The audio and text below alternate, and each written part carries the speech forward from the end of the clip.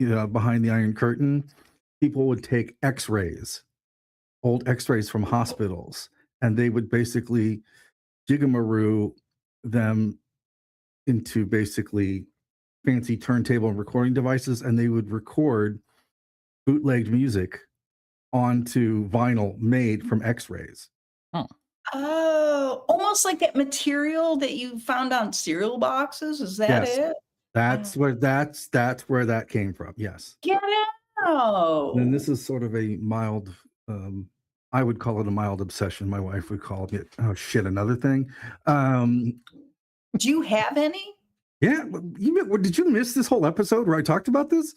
I guess you did. Yes. I did. Because this is fascinating. It's pretty great. Yeah. Yeah. So what do you have? What recording you got? Sergeant Pepper. On a femur. Night Moves by on a rib Bob cage. Seger. Close. The pelvis. Oh. I thought that was Elvis. Yeah. If you had Elvis on a pelvis, that would be amazing. No, I do not. I'm going to text him, Rob. Rob, I'm going to text him. Okay. The Elvis ones and like any of the stuff from the 50s is like insanely expensive because it's like not really gonna play. So your best bet's to get stuff from like the late 60s or the 70s and some of the early 80s stuff. Like there's things like David Bowie and stuff they could get pretty easily. But if you're looking for, ironically, one of the big ones is Pink Floyd's The Wall, because that was obviously banned behind Iron Curtain. So I need that. And yeah. But David Hasselhoff was fine. No, oddly, I have tacos after 8. I do too, but which is on a what do you call it? Collar, it's like a collarbone thing. That's, you could, I'm not even sure how, because I don't have enough caffeine in my system to process it, but you could come up with the weirdest game of operation ever if you had enough of these things. Yeah, but yeah.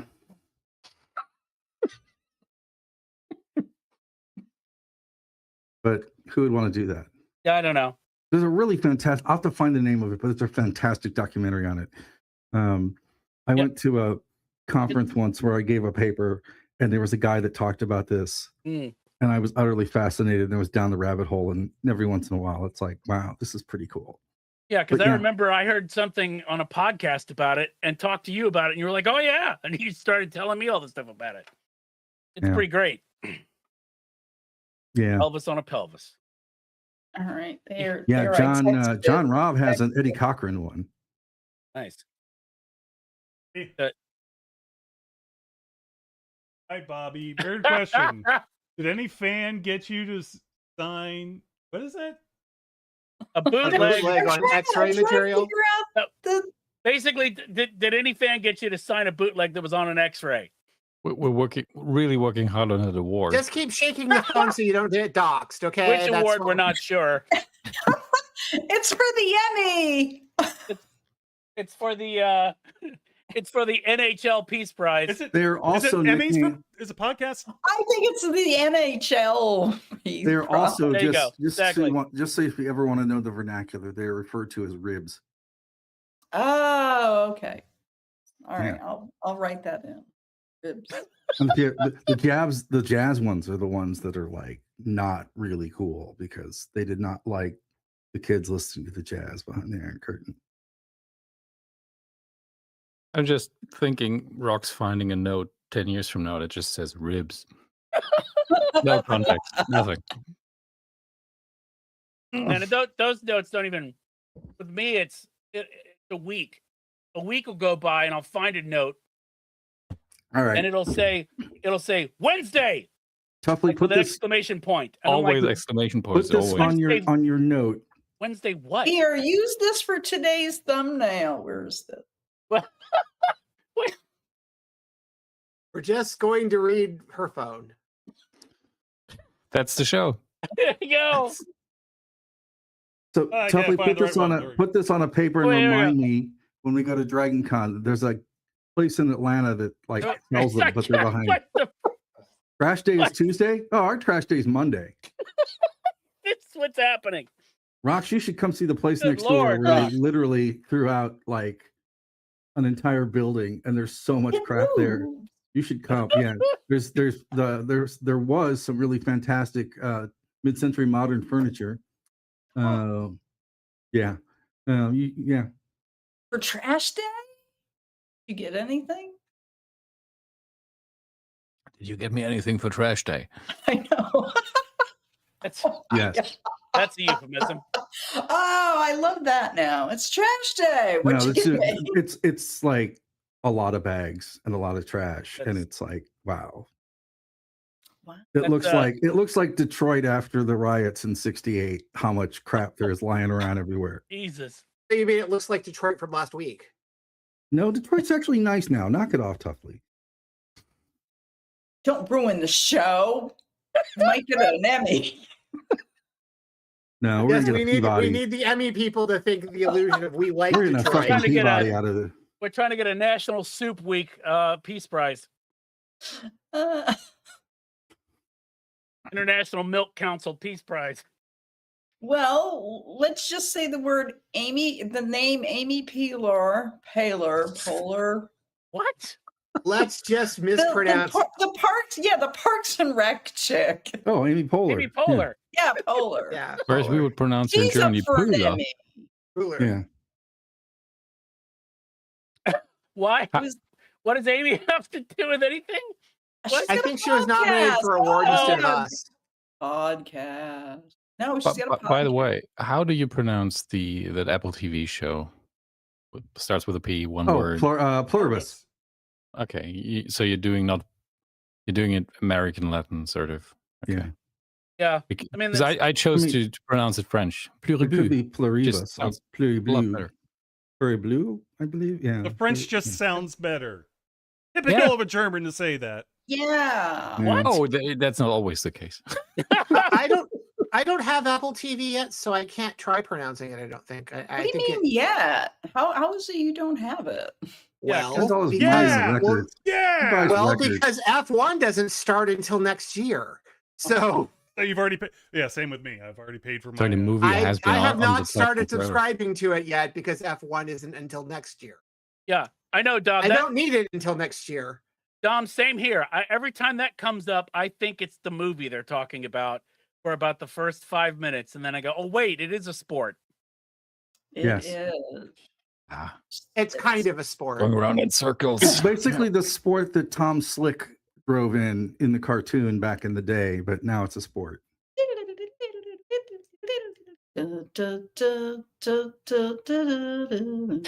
That's Speed Racer. That's the different one.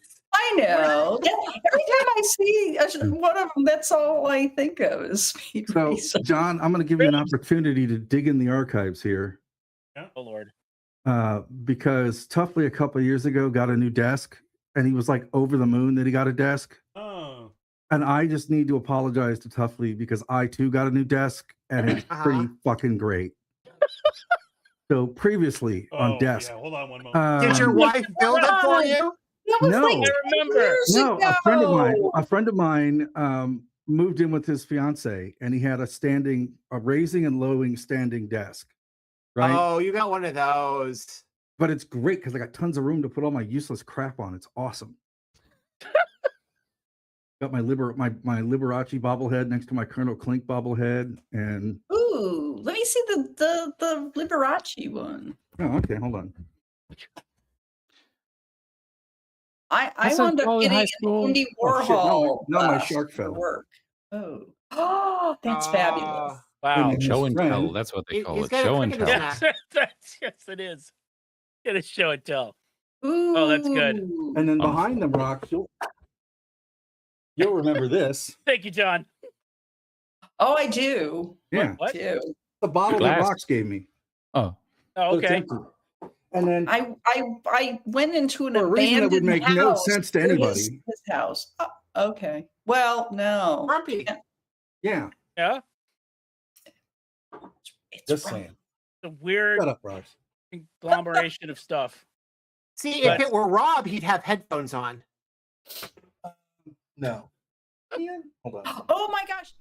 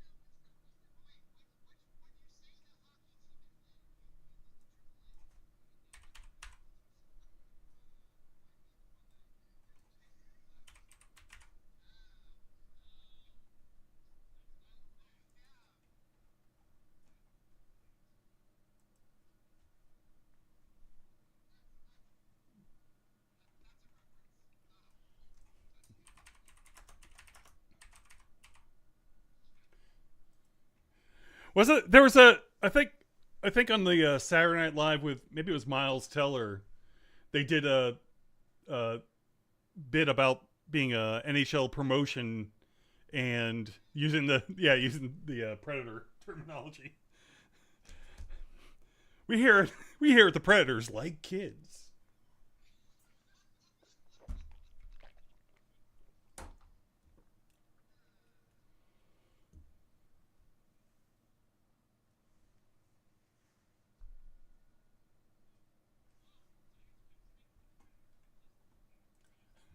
Just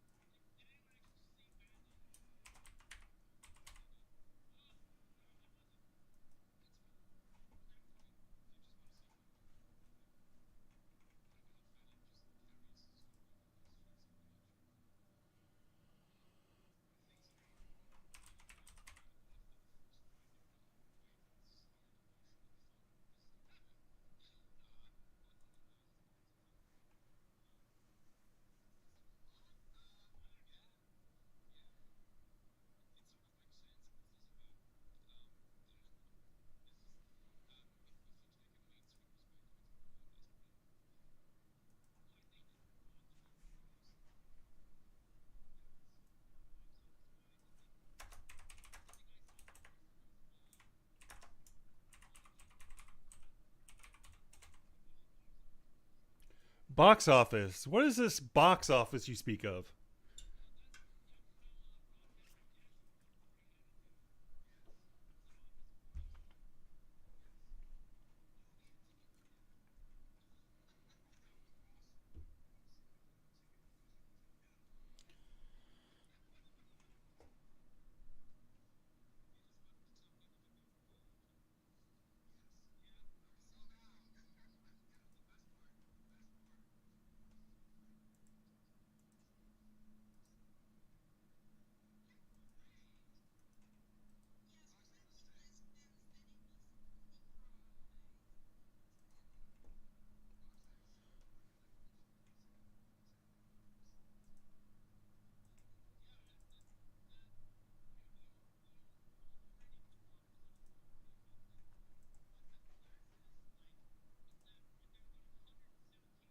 With those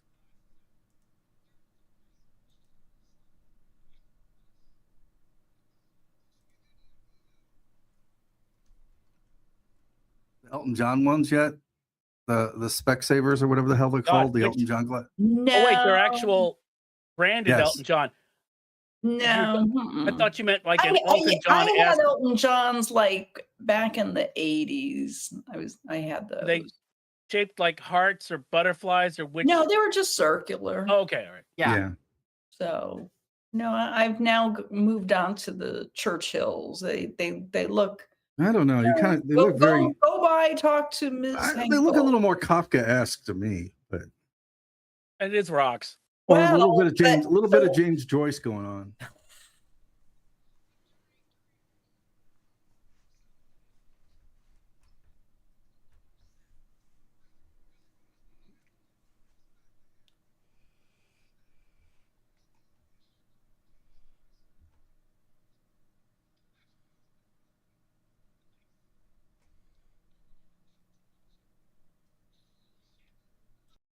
Do they still have HR people today? anywhere? Yes, they They do. do. Yes, they do.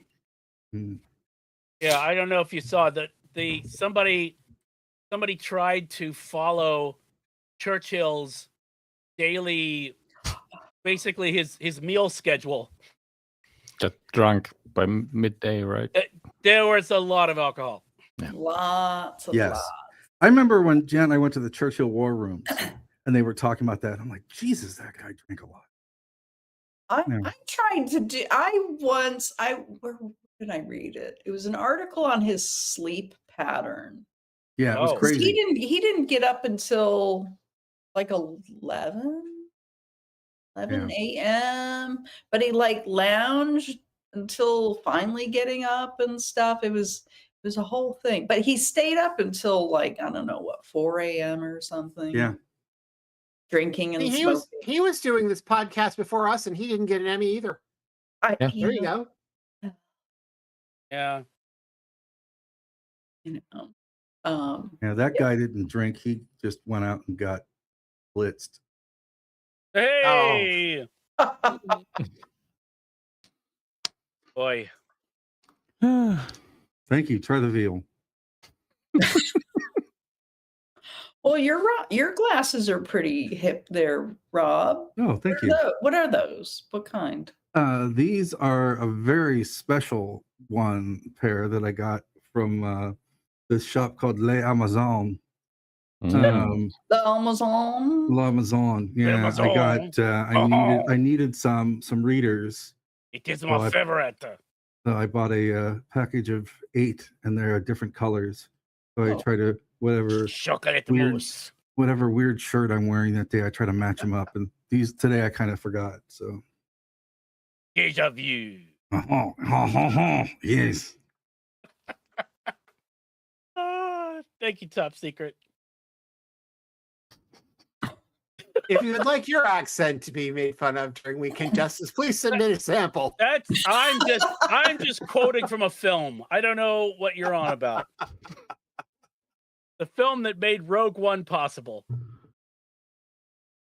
So there you go. Oh, what?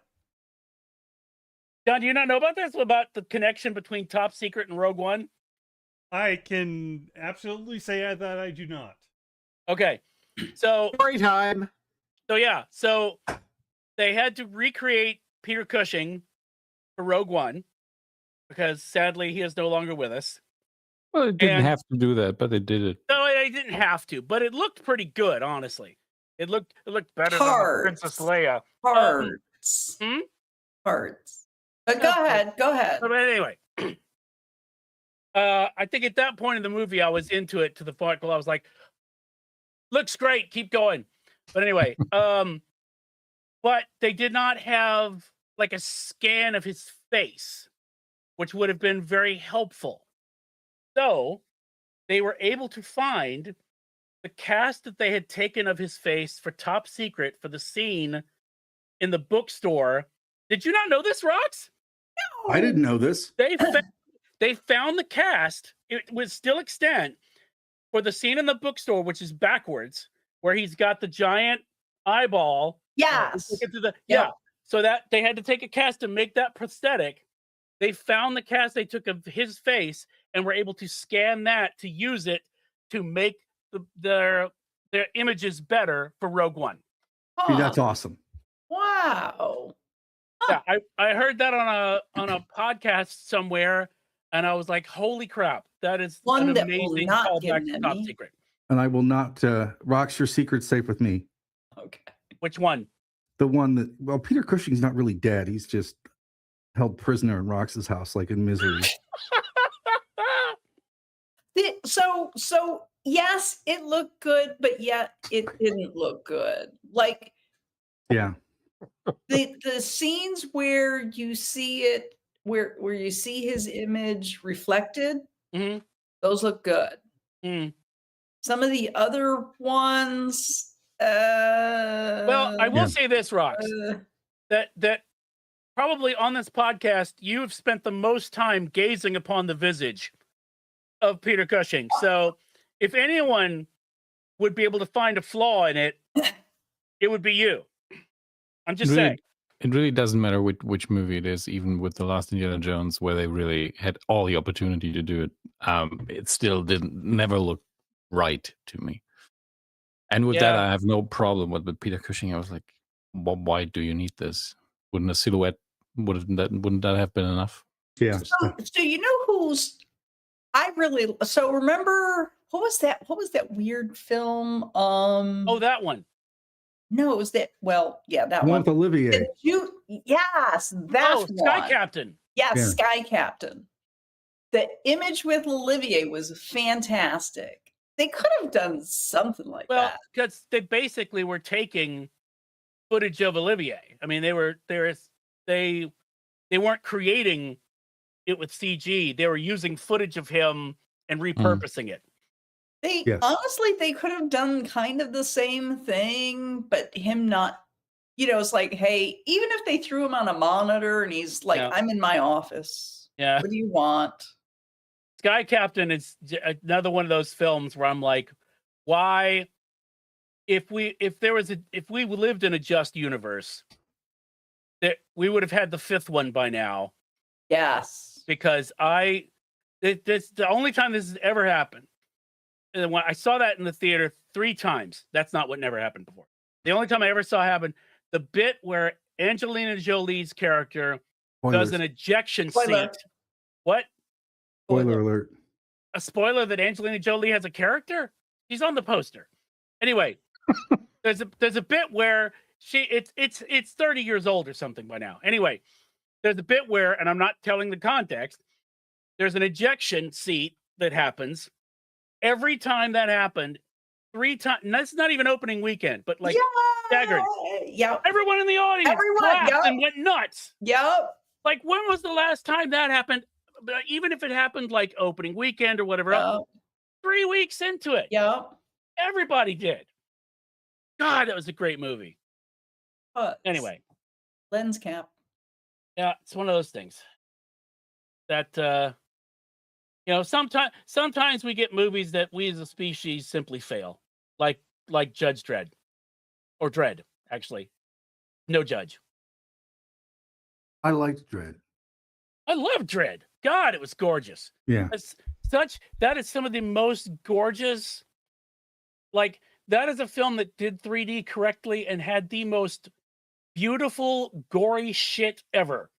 It was 2D, was it? What's that? The only way to 3D right is doing it, not doing it. No. Dredd looked amazing. Did you see Dredd in the cinema in 3D? No. Oh. I avoid 3D whenever I can. Listen, I agree with you. There was a point at which I was watching stuff in 3D just so I could get the full experience, but most of it was fucking terrible. Dredd, it was perfect. That and Hugo. Yeah. Oh, And- Hugo was great. Because that's because it they wasn't like. No, I know. It wasn't Dr. Tongue's 3D House of Pancakes. Yeah. But both those films were like built from the ground up to be 3D. So the screenwriter I know always suggests to me that I should watch a Wim Wenders movie that he did in 3D, which is not at all visually a spectacle or anything. They're just sitting around in a garden and talking to one another, but it supposedly gives you the feeling that you're just in the same garden. I don't know Hmm. what the title of the movie is, but he keeps Huh. telling me I should watch it. I'm like, I don't have 3D. I don't have a 3D TV. I don't know Yeah. how to watch it. But yeah, no, Dread and Hugo were the ones, and those were worth watching. Most of the others, I totally agree with you. It just wasn't. It wasn't worth it. It wasn't worth it, or it looked like shit. Yeah. I still maintain it was partially a copy protection for people not to be able to create a screener of that. I think Well- piracy went down during those years. Probably because a lot of the films weren't worth pirating. No, I think a lot of people really Ooh. don't care if it's a shitty screener if they watch it at home. No, If they don't have to pay for it, then they will Yeah. watch anything. So, but I- with 3D, you just that's impossible. You cannot watch that. I am so amazed on how much people are watching movies on their phones. I mean, and that's day to day. It's just I walk around where I work. And People are somebody's watching on- movies on a somebody's Nintendo wa- Switch. That's Yeah, I mean, well, it depends on the film, I guess, because just like, what was it? Who was the? Was it I don't know. Sarandon? I've yet to run Netflix? across anyone watching The Third Man on a Yeah. little screen. Well, that Oh was my the God. thing. I think Toughly, was it Sarandos from Netflix yeah. who said his son was an editor and watched Lawrence of Arabia on his phone? Yes. And I'm like, listen, Listen, freak. yeah, exactly. I'm like, your son may have watched it on his phone, but if he told you that he preferred to watch it on his phone versus watching it on as big a screen as possible, he's lying to you. Or I hope he's not a film editor. Because Well, like, the other thing is, I guess the argument would be like, okay, well, now you can go out and get a 100-inch television. Not the same as seeing Lawrence of Arabia in the theater. That is true, but the argument is, okay, but now you can get like gigantic televisions you can just stick in your house. Still Yeah, doesn't work. yeah, it's still not the same. But for certain films, though, Rob, because it's like, just like some films need a 4K restoration. Mm-hmm. Some, like, every time they come up with like Adam Sandler's such and so in 4K, and it's like, Okay. you know, Well, Happy Gilmore or something. I'm like, why? some films need an audience. That's All right, another thing. yeah. Look at it this way. Do you think like Carrie would have the same, feeling if everybody watched it at home?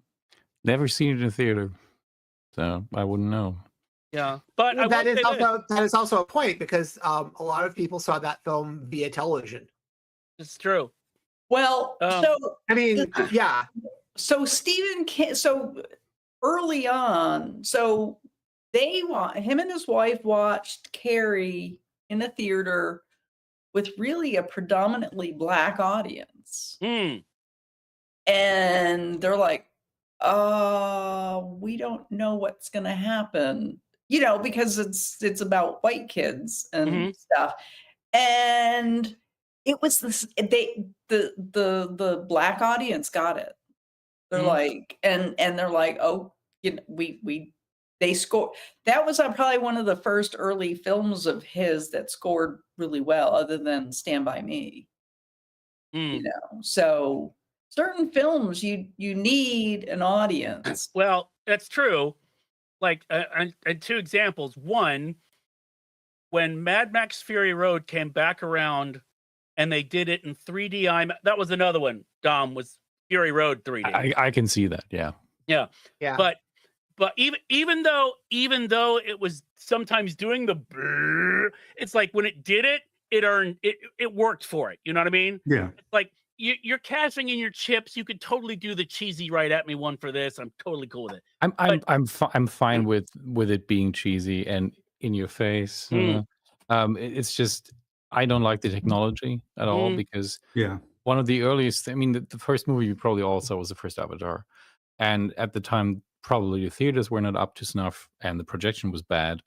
but all that stuff that was falling down Mhm. in the atmosphere, it was just confusing to me. Of course, you need to Mm. get used to it.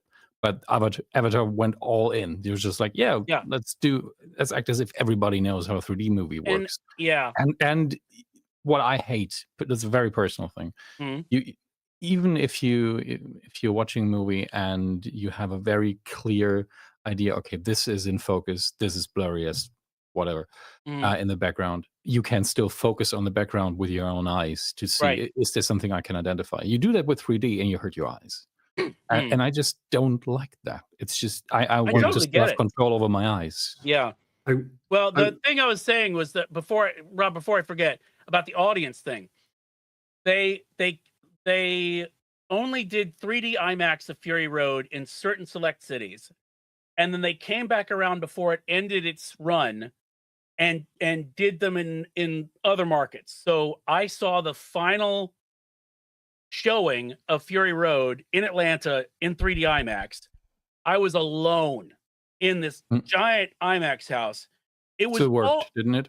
oh god, it was like a religious fucking experience.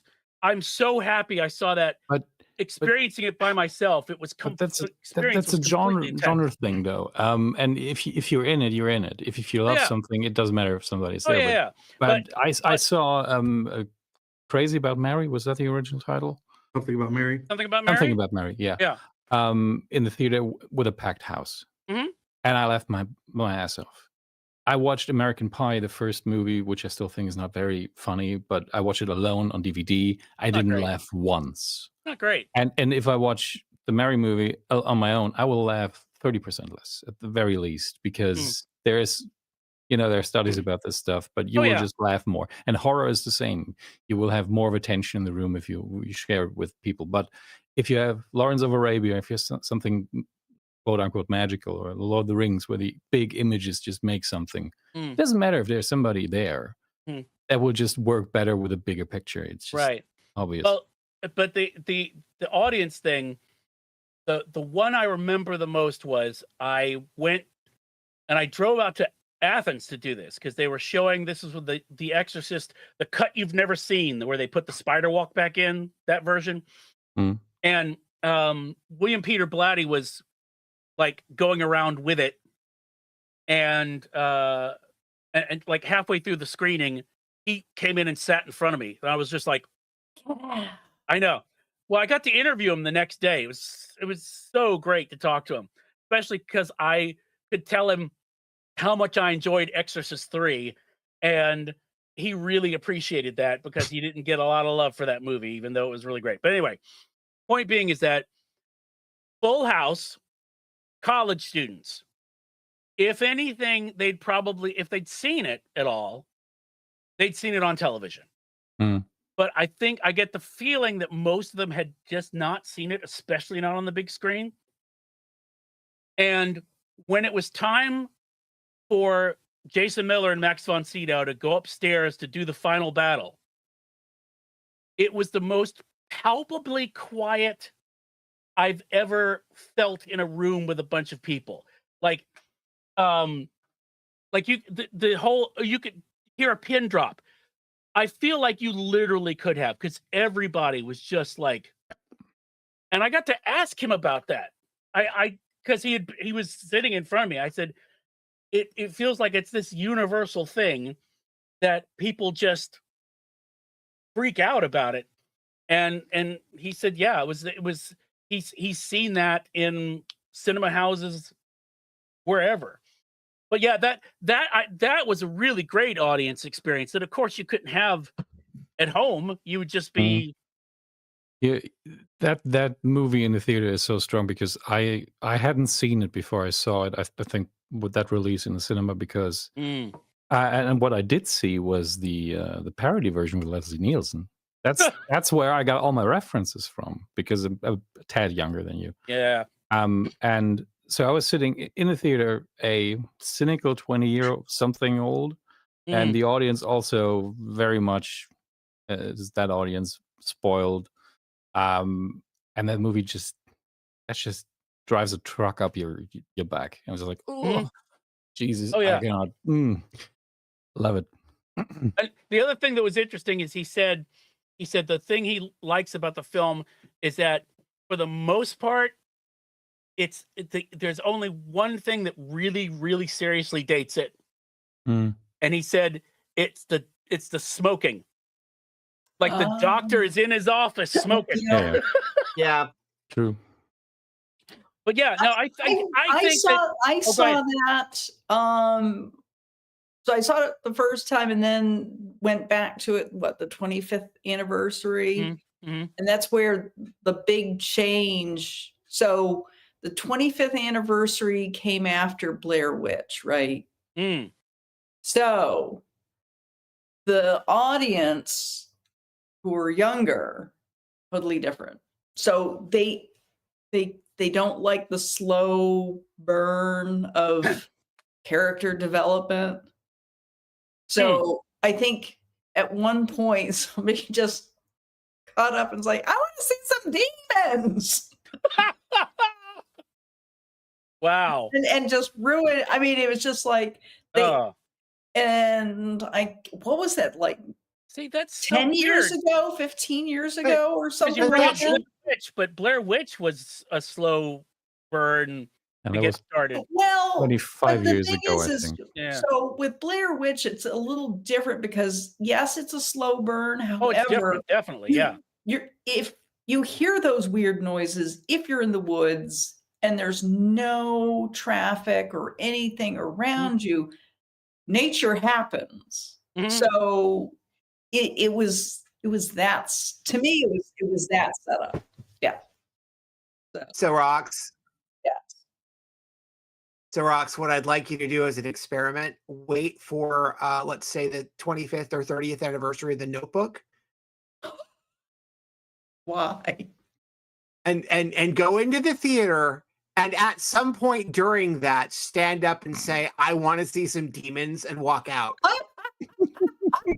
All right, I'll do it. Wrong movie. If it Make gets sure us it's The many, Notebook. Yeah, make sure it's Okay. in a neighborhood where they don't know you, because if they know you, they'll go, it's just rocks. it's just, She always wants to see some demons. Absolutely. But yeah, I think it's like it's so it depends. Like Lawrence of Arabia, like Gone with the Wind, like even Casablanca. It's just like certain films you want to see on as big a screen as possible, Or never see again. or never see again. Yeah. Like That's It's a right. Wonderful Life. oh, that's right. You need to see barbed wire on the big You You screen. do. Casablanca works And on I did. smaller screens because I think it's 4:3. Yeah, you yeah. know. Yeah, That's yeah. why it really works really well on TV, I think. Oh yeah. But still, one of the yeah. best cinema experiences I had was seeing a double feature of Casablanca and the Maltese Falcon, where Warner Brothers was doing their like 70th anniversary Don't you mean road Netflix? tour. What's that? Don't you mean Netflix? Go on. Not yet. Not yet. Let's pitch together. How much money do you have? Well, you saw where what was it? It's The a choice Onion of had two a- evils. The Onion had an article where they had said that Plex was going to offer like $65 for Warner Brothers, and then what was it, like Tubi or something like that? Their official account said we raise it to 66 or something like that. I mean, But I'm just like I said, I posted, I forget where I posted this, but I'm like, I would love if Netflix really wants to. Netflix really can make this happen if they were to then turn around, pay whatever taxes back they need to, and release Batgirl day one. Oh, son of a... What? You're What? right. Okay, so They would earn a lot of love. although technically, because of the way the Netflix deal works, Yep. they actually could just do that. Yeah. Because here's what's going to happen. So under the Tell me, Netflix Duffley. deal, I'm so glad you're here because I wanted you Yeah. to talk about this deal because you're the one I to talk know. about it. So under the Netflix deal, from what I've read, the Netflix deal is different because, well, first of all, to back up for a second, Warner Brothers is spinning off the television networks, the linear cable channels. When they do that, they're going to get to dump all their debt into the television networks. Oh shit. That's a poison pill. Which means under the Netflix deal, they acquire Warner Brothers without debt. Holy shit. What? If Paramount wins, Paramount's offer, I believe, was for the television networks, so Warner's doesn't get rid of the debt. Oh. So Paramount does not want Warner Brothers, they want the television? No, they want everything.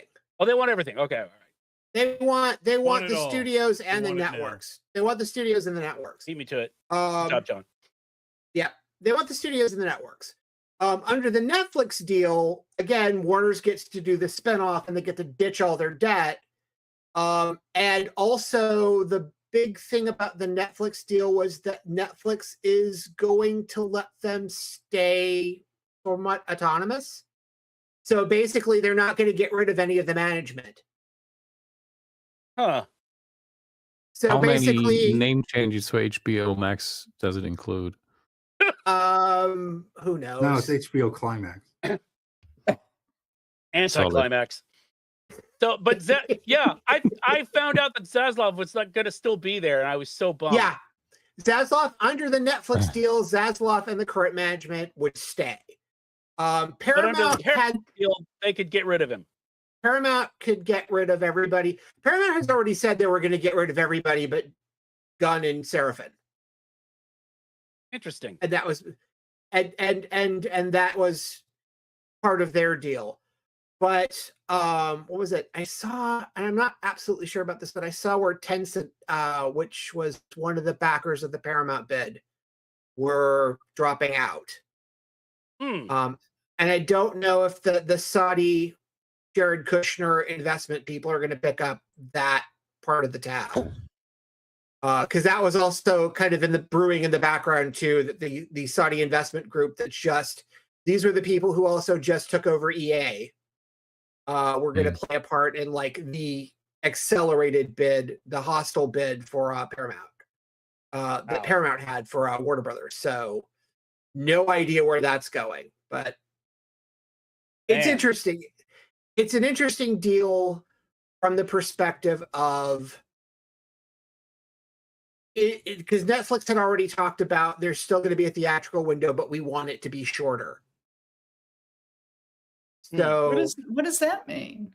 That basically means they want to shorten the theatrical window, because right now there's a window where we put it out in the theaters, and then the theaters are guaranteed to have it for that amount of time, right? Oh, yeah. Sort of like what they did with Frankenstein. I think it only was in like I don't know, 2-3 theaters or something. Well, they made a deal for part of the deal with we got to get these things in theaters. Like Netflix, the only thing Netflix really cares about is whether or not they get nominations. Yeah. Right. And So I guess the directors would probably say, I want this to be in the theater as well. Yes. Because Rian Johnson made a big deal about Knives Out not being in AMC. Because when Knives Out was out over Thanksgiving weekend, Knives Out 3 was not in AMC theaters. Really? Because AMC didn't make the deal for it. Oh, I know this because I couldn't go. How close are we to theaters just licensing Netflix? They're just sitting there with your remote. Listen, some of the like tavern-like cinemas are already just bringing in Blu-rays and playing them on a big screen. Yeah, doesn't surprise me. Yeah, I mean, I think it's still the other here. part of I'm going to try to see that this week, but like literally, it's not in any of the mainstream theaters here. And people that people want to see this movie in a theater before. I mean, there's an interest in seeing it actually in a theater, right? Yeah. So they're going to the indie theater that they never go to, and it's like a whole new world's opening to them, which is pretty great. Yeah, I think the Terra in the Atlanta market, I think the Terra was one of the very few that had it. Yeah. Because it was only in for that one weekend. and that it dropped out of most theaters. The thing that worries me about the sale, well, one of the thousands of things that worries me about the sale, but one that today will bother me the most is like, what do they do with TCM? Right. Oh, yeah. And all Yeah. those archives, yeah. and you know, So, as the one person that still wants to see, here's a weird question. So, how does Criterion purchase, I guess, films that they'll put into their collection? How does that work? I think what Janus Films does. Oh my God, Rox! First of all, Because it's Janus, yeah. yeah, what would be the best? I am waiting till day, Rox, when you and I get to go in the Criterion closet and film our things. With a That milk needs crate. to happen. Milk crate. Hey, that's what she really wants the Emmy nomination for. She just wants yeah. and she just wants, to be clear, she just wants the nomination. She doesn't actually want to win. The Shaft I Criterion. don't. The She Shaft doesn't want the Criterion pressure alone that comes with winning an Emmy. Well, the Shaft Criterion has the Bill Sienkiewicz cover on it, which is Exactly. fucking awesome. which is also making the rounds now in 35 millimeter, because there's been a revised interest in 35 millimeter, right? Yeah. So that's one of the films that like I got to see in 35 millimeter, and I'm just like, this is the best, right? I'm sorry, it's just great.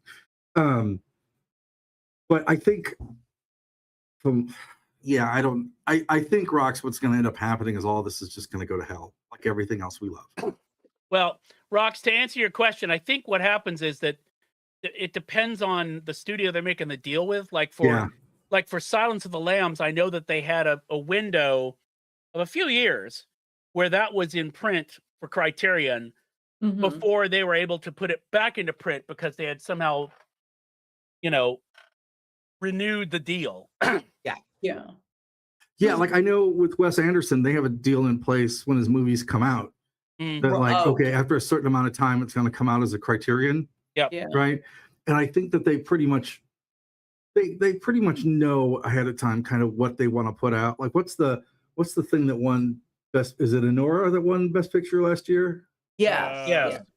That's because that's out on Criterion already, right? So they kind of have an idea of what they want, and what they don't want. Like, it's interesting that Criterion has never made a Criterion edition of Annie Hall or Manhattan, right? Stuff that people want, but they'll do like their French New Wave stuff. And the Kurosawa reissues are great. Yes. And the Pastrami like stuff they've done is great. I mean, even the Chaplin stuff looks amazing on Criterion, right? I recently watched Day Trippers with not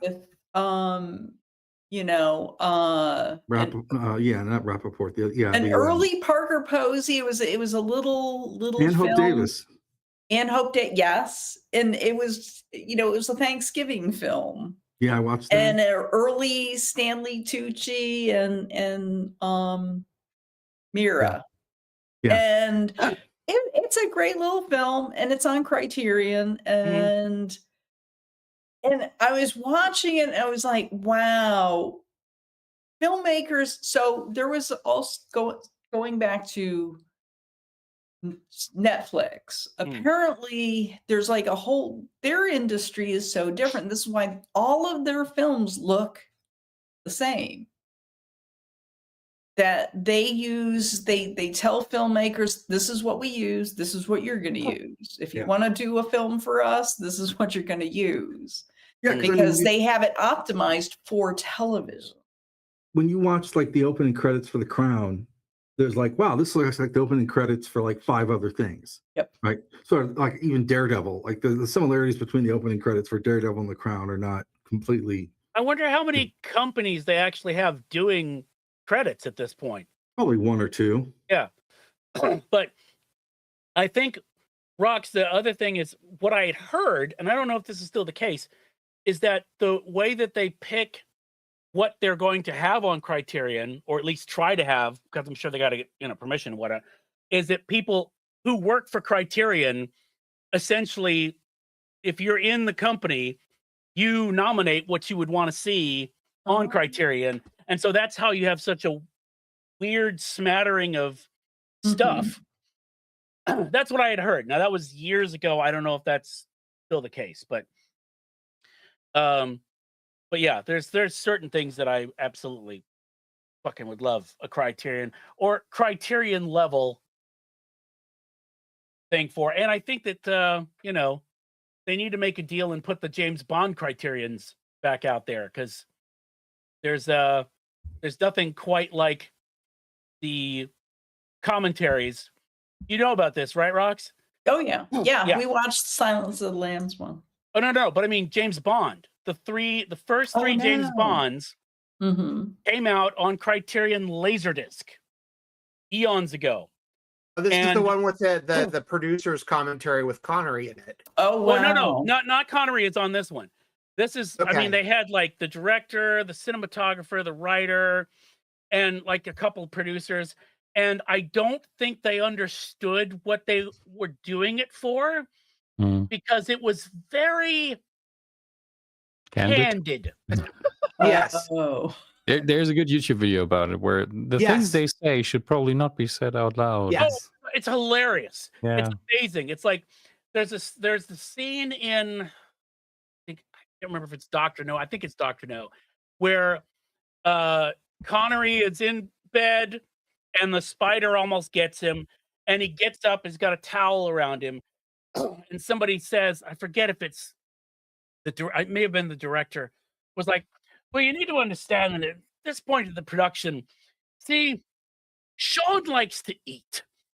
And so he had put on a few pounds by the time we got to this point. So he really had to suck in when he stands up in just a towel, and like, what? And then they talked about how and You know, one of there's a the long conversation about the hairpiece. hairpiece, but also that's in there, but also Yeah. a bit where Ian Fleming came down and they all got really, really high. And you just go, did you not know what was? So MGM basically was like, fucking no. And so they pulled them from the shelves, but then Criterion, when they put out the non-commentary Laserdisc, sold the commentaries on cassette for a little while until MGM said no. But you can still find them, and they're amazing. It's all stuff like that. I love commentaries. Yeah. And see, that's the thing. Criterion Channel is the only place I'm aware of that, where possible, they will include a commentary version of the film. Mm.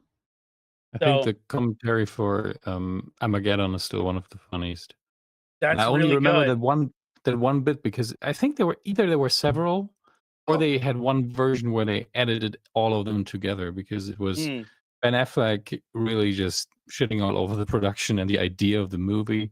And then, yeah, this is a scene where you have an explosion and you jump away and you have a stuntman in there, but you don't really need a stuntman. And then it cuts and it's Bruce Willis with the most earnest tone, like, my stuntman almost died doing that scene.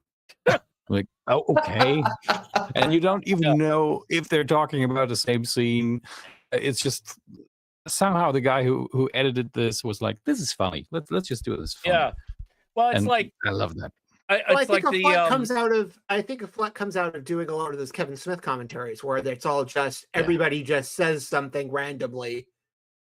Yeah, it's just And- ripping or something. Like the show. Some of those commentaries are just a podcast and have loosely Yeah. something to do with the movie. right. Yes. Well, it's like the Silence of the Lambs commentary, because it's one of my favorite commentaries ever. It is because the best. I think It's it's really, the best. it's Jonathan Demme, the director, Ted Talley, the screenwiter, Hopkins, Foster, and the guy whose name I can't remember, who is the FBI consultant, who Yeah. was also Tim Daly. basically Time Daily.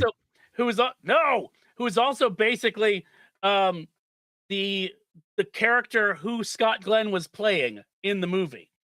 And what's great is, I mean, the director, they're all talking the technical aspects of it, and the FBI guy is talking about that versus reality, and Foster is just giving an in-depth, really like dissection of how she approached the character, and it's really great. And then The hero journey. Hers is really good. oh, hers is Hers is amazing. really The good. Yeah. thought that went into it, and you go, I'm not surprised you thought about this so much because it was so good. And then Hopkins is just there having a laugh, like having the best time ever. And so but all of that together, oh, it's so good. And what's great now is as they're doing these 4K restorations or just putting stuff out again, Yeah. they are putting new commentaries on, but they're not getting rid of the old ones, Yeah. which is great. So if you didn't get, I'm not rebuying a lot of them because it's a lot of the difference right now isn't that. But if the commentaries are fantastic, then sure, why not? But and their booklets are great. Oh, before I forget, because the brain cell will die soon. And I'd heard about this, and Toughly, I'm sure you probably know about this, and Rob maybe too. My understanding is that some of the, I think it was the Guardians films on Disney Plus, they've changed the music because the music license has expired. So just another plug for actually buying your own copy of the fucking thing. Yeah. So you can have it for good, for posterity. Quantum Leap, Supernatural, Guardians. It's nice just to physically have it too. Oh, absolutely. Because, like Disney was like, oh, we're going to have our full catalog on here. For how long did that last? First 2 weeks? Yeah, well, I never believed that they would do that because it makes sense to have scarcity. Not sure what the word is. They used to re-release their animated movies every once in a while, and that just generates interest. But the catalog they have on there is pretty big, so that's pretty big. I was under no illusion that they would always have everything. Well, the main difference between a studio putting out everything in an infinite catalog and, let's say, Spotify is that there are no musicians unions, so you don't have minimums. You don't have minimum royalties. You have to pay people or pay people at all. Whereas we have these films where we promised people we would pay them X amount of money every time we did it because it's there in a contract on paper that we can't get out of yet. And speaking of which, sorry, Tom, go ahead. It's just the old. I probably told the story and you all know it, but the screenwriter of Men in Black, I think it was, who still hasn't seen additional royalties because Men in Black somehow never turned a profit. Never turned a profit. Never. I mean, 3 sequels and they're still in the red. I don't know what they're doing. Oh yeah, I don't see what the problem is. Oh, so somebody's got a video out on YouTube. Somebody, and he discusses. Some guy, I don't know. It just showed up on my feed. They were nominated for an Emmy.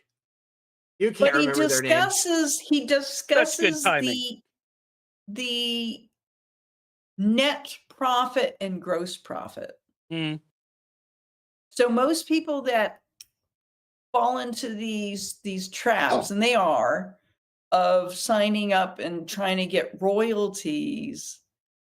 Most people that sign it, they don't realize the difference between net and gross. So they go for the net profit and then they realize, oh, we're not going to ever get any money because, we had to pay the craft services. We had to pay this, that, and everything. So basically to those people that have signed on for the net profit bandwagon or whatever, they'll never see a royalty check. Well, and I included in the non-agenda where Steve Englehart, one of the people who created Guy Gardner, apparently they got paid. The people who created Guy Gardner got some coin for him appearing in Superman. And I don't know. And for Guy Gardner, not the writer. That would have been an interesting loophole, just having him show up in a cameo, right? But it's about the character. Oh yeah, because they did that for John Ostrander, for Suicide Squad. He played the tech who implanted the explosives in them, which is a perfect cameo for him, regardless of the money. But yeah, that's apparently, and I don't know if this is something that Gunn is making happen or leaning on, or if it was just the fact that, as Englehart said in the article, we basically went to them and said, people are going to interview us because Guy Gardner's in this movie, and do you want us saying every single time that you're not fucking paying us a goddamn cent? And so they said no, and so they got money. I know it's something Jim Lee has been talking about a lot. That he had been making rounds talking about, and I know Gunn had actually. I think they had both kind of had the same idea, so I'm wondering if that was in tandem. Because Jim Lee's running the publishing side of it now. So oh yeah, and came out strongly against AI, which I greatly appreciated. Yeah, so I would not be surprised if that was I don't appreciate it. For any AI that's listening, I don't appreciate it. All right, go ahead. Yeah. All right, they're going to come after you. Yeah, any AI that may be listening and recording all of this, and they're going to be using our voices for who knows? Any AI that has Ads. consumed more than one episode of Weekend Justice is just not working anymore. I think we It should does. force every yes. AI. You laugh. I think we should You force laugh, every but AI here's to the do thing. it. Is Here's it the thing. hallucination or is it Weekend Justice? Why not both? That's our new Why not tagline. both? No, but seriously, I checked one of the big lists of stuff that got ripped off for the AIs. Yeah. My books are on there. So my stuff is in there. And I'm convinced I'm the reason that they hallucinate. I could have warned them. Well, that's by design. I think your works are in there like a little Pac-Man just eating away at them. No, I actually told Wolven, and Wolven is my liaison to all things technical, so that I'm hoping that he will be able to keep me from being de-rezzed or whatever. But I basically said, if only there was a master control program like Central AI that we could attack, you could just send me in there, because I break algorithms. Oh yeah. You're really the icebreaker. My family What a humble Spotify brag. playlist is empty. It's like, hey, we put together the stuff that we know your family's gonna like, and it's fucking empty because it doesn't know what to do with me. So I'm like, if you could just throw me at whatever it was in a central location, I would break it for you. I promise. That's like me in the 90s when my dad got a Linux computer. And he's like, this is essentially unbreakable. 10 minutes. Oh shit. 10 Don't minutes, ever and say that thing that just froze. In the Don't middle ever of say nothing. that. You're That's like just me when my asking dad for went out to get milk and never came. Just froze.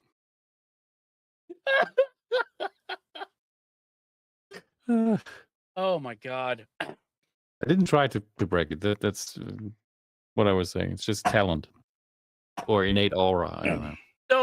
So Dom, I can't see the top of your bookshelves. Do you actually have one of those ladders that rolls around? I really want to. Everyone they're wants great. one. They're But great. it's not big enough to really have fun with it. It's you just see books, it ends pretty much after that. Where you would say that they put that in there white color. That is really the only reason we have a Patreon. Okay, which one of the books do you move to make it slide open and go down into the lair? The Dom cave. The thing is, you are, behind the laptop. There are actually more books, and that's probably the stuff that Witch would pick. There's Lovecraft, there's King, so some more Pratchett. Yeah. I have to go through and I have to weed a bunch. I have to weed through mine. I've got so fucking many at this point. I gotta. Yeah, Dom, reading them would be an option. Yeah, I'm the same.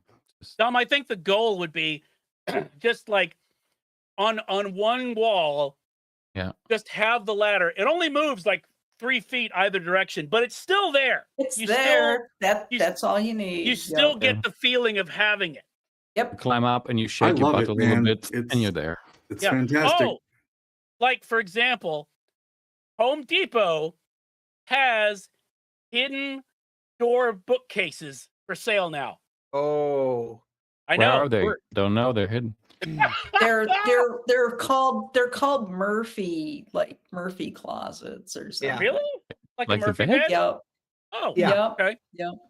Well, there you go. You can get a Murphy like wine closet.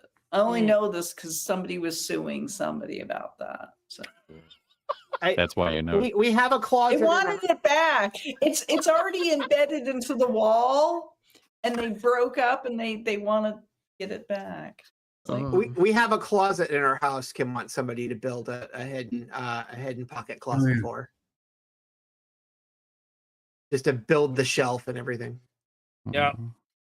Mhm. And I would love to know See, what that's the next level, Rob.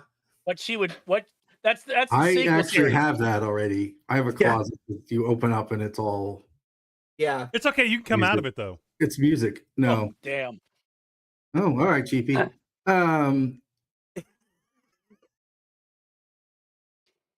Yeah, Yeah. it's like that's a Rox. I wonder if how many of because I know you've probably seen more than any of us, the videos you've seen that people have posted online about they found behind like the medicine cabinet in their bathroom, there's a passage that goes down some stairs into a hidden room, and I say every time I watch one of those, I just expect you to be Yeah. down there when they get down there, and you're not. But I was excited because I went to the new radio station this weekend, and there is a room with a hidden bookshelf that opens up, and I'm like, okay, this is great. So that's your office. I would love that, but no. Hey, you'll be move in. happy to hear this, Rob. The Mysterious Bookshop in New York has one like that. Yeah. Oh, You go yeah. into the other room. Yeah. What were you gonna say, John? What would Rob want to know? My youngest daughter is volunteering at the local public radio, Oh, Nice. good. community radio, I guess. Nice. Nice. What's she doing? What's the channel? WMNF. Answering phones and things like that, and also helping with video for their YouTube channel. That's awesome. I thought you were gonna say she was hosting an hour of Norwegian death metal every other Sunday. By the way, John, did you get the thing I sent you the other day? The new gem. No. The new gem. I sent you a new gem thing. What? Where? I emailed it to you.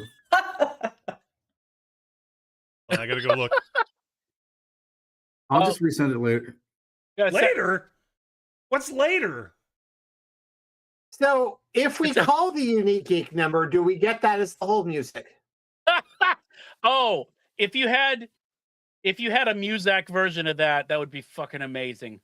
See, definitely what I didn't do is I didn't tell him that at Dragon Con this year, Britta Phillips was playing in Atlanta. I purposely did not tell him this so that What? he would not. Oh, that's not good.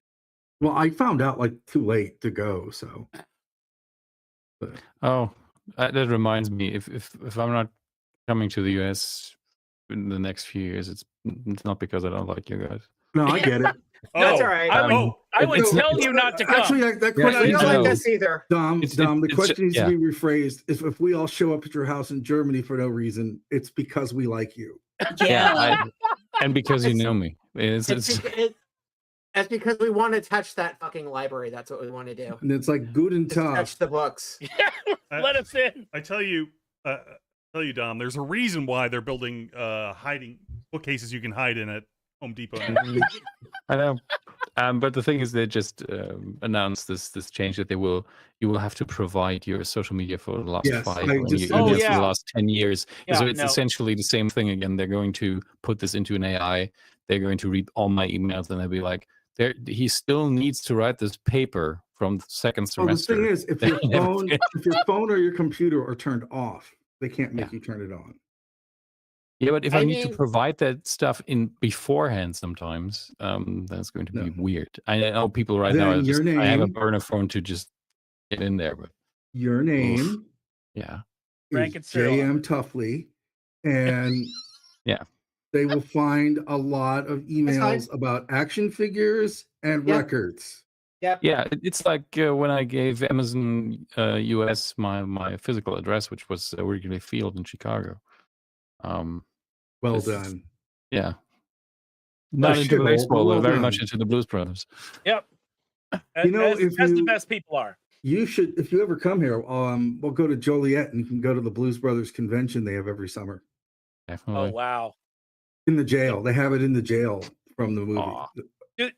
Do they what they really need to do is, because I'm sure the mall is probably not in use anymore. It's just the do mall's an actual gone. that the mall's gone. Oh, Mm. that's a shame, because you could do a They drive did through the finally mall. tear it down. Dude, where is everything then? Because You also could my see the understanding was that statue the of- mall had it all. If it's gone, There was like a lawsuit for like what 20 years, like for them to demolish that mall. Really? Yeah, there was a lawsuit forever about trying to demolish that mall, Obviously, they needed And- rocks. That's right. and that had been in litigation for ever. And I think they finally got it done, and it was demolished. That reminds me, Last week. Rocks. I need Yeah. if you have any information on a great entertainment lawyer, send it my way. Let me check with I'm Bobby when he intrigued. gets back from Germany. Yeah, just message. Yeah, that'd be great. I'll Just, even overlook the just fact don't he's have him emailing watch this. Oh Lord. That Yeah. that reminds me of a story that happened to a friend, not to a friend of mine, but where he lived, where the army went out. They gave up on a place that they owned, and the part of that place was a road, and a private person bought that road. It was his, not a road that belonged to anything stateside, not the city he lived in, not the village. But people still kept using it, and somehow he got into some. They just didn't like each other, and he started taking pictures of the people using the road and sending them invoices for using the road. Ooh. It was very weird. Nice. That's not Lord. good. That's not good. Yeah, but it's fun if it doesn't happen to you. Just Yeah. a good story to know. All fun and games until someone loses an eye. Until then, it's just fun and games you can't see. Wait, Yes. you said one eye. Well, then then you Now- just lose depth perception. Well, you still Yeah. have one eye to read the invoice you're going to get. Very true. Wink, wink. Well, that Oh, was awkward. everything else is. Yep. There's a sound for that on the soundboard, I thought. There Is is, but that's all right. not that one. No. Yes. There we go. There we go. There we That's it. Going right go. above it. Ironically, that sounds like the beginning of a Bonnie Tyler song, but that's okay. The pause that refreshes. No, the little key thing at the beginning. Oh, It sounds like this is an ABC news break, or it sounds like a Bonnie Tyler intro. Oh, this? the more you know. Yes. Oh, it's more. Yes. Holding out for an eyeball. Oh, hey, John, I have a question for you, sir. For me? Remember you. remember at Dragon Con when you had the little thing, trivia thing with Lee, Yeah. and I won something, and he Oh. said, "Hey, I'll send something to you." So you see this best back behind me? Yeah, Yeah, that's all stuff that I'm supposed that worries. See, this is what worries. Building and If packing it's and- easier for you not to, I just want to make sure I'm not getting anthrax. Well, I Again. mean, there's Exactly. Yes. there's no absolute mean, if you guarantee watch- that's not happening. Well, he's Okay. going to have to put Scotty in a box, and that's really hard. I got sick. Oh, Jesus. You have to cut out the air holes and everything. We just need to be nominated for an Emmy. I mean, That's they're all. not doing it after this. You know, Yeah. I eagerly await when I get my rejection letter so I can give it to Widge to put up on the website for my application for to vote for the Grammys. And then we can put it on the website. It'll be great. Hello. What the hell is that? Ted Lasso Me. alien. That's my Ted Lasso alien. Alien. I want No, to it believe. looks like- it looks like the lean- it looks like Bob Ross. No, it looks like the Inu guy. It's Bob Ross. It's Limu Emu and John. It's all that and more. Yes. It can be whatever you want. Yes. Why are you limiting the options? It's all the self-identification.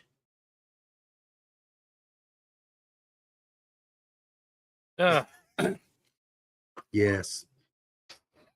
Yes. There, I can't do it. I know I can't. Scott, yes. Rox, you didn't see David Byrne? Yeah.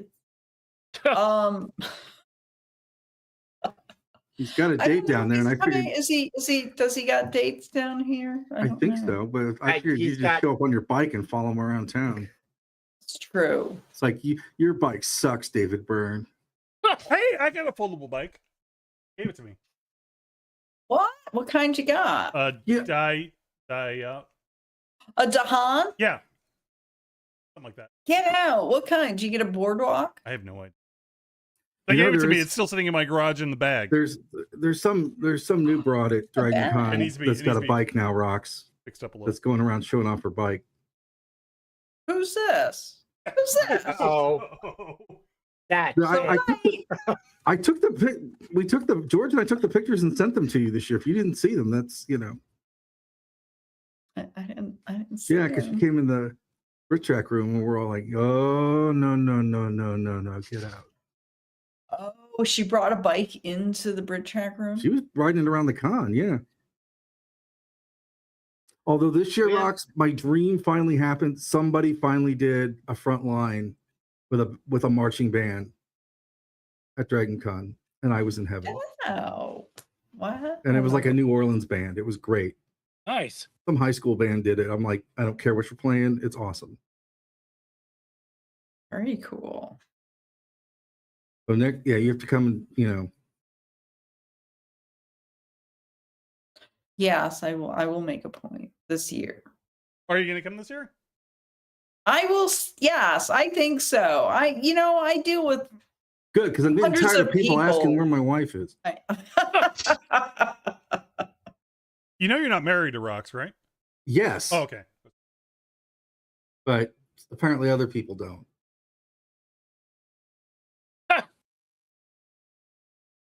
That one lady you were with all the time, never. What happened to her? We liked her.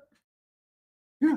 Of the two of you, we liked her better. I think she's coming. I think she's coming too. It depends how the year works out. But yeah. So.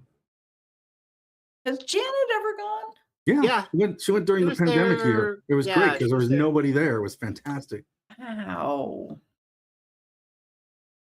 We went to go. I'm like, this is the year I'm going to meet William Shatner because we won't have to wait in line. So I went and got my Shatner autograph, and he was telling her what fantastic eyes she had, and he was kind of creepy. So we got a palate cleanse and went and saw Edward James Olmos right after, and then we were telling him about it, and he goes, "Yeah, that seems about right." Nice. So Toughly. Yes. You keep up with business type stuff. Sure. How long till the AI bubble explodes? Because it would be really nice if it did. Well, yes. Remember how this worked with the .com, right? It kept happening until people weren't dumb enough to give money to it. So as long as the open AI guy is somehow able to get money for a thing that he swears doesn't work yet, okay.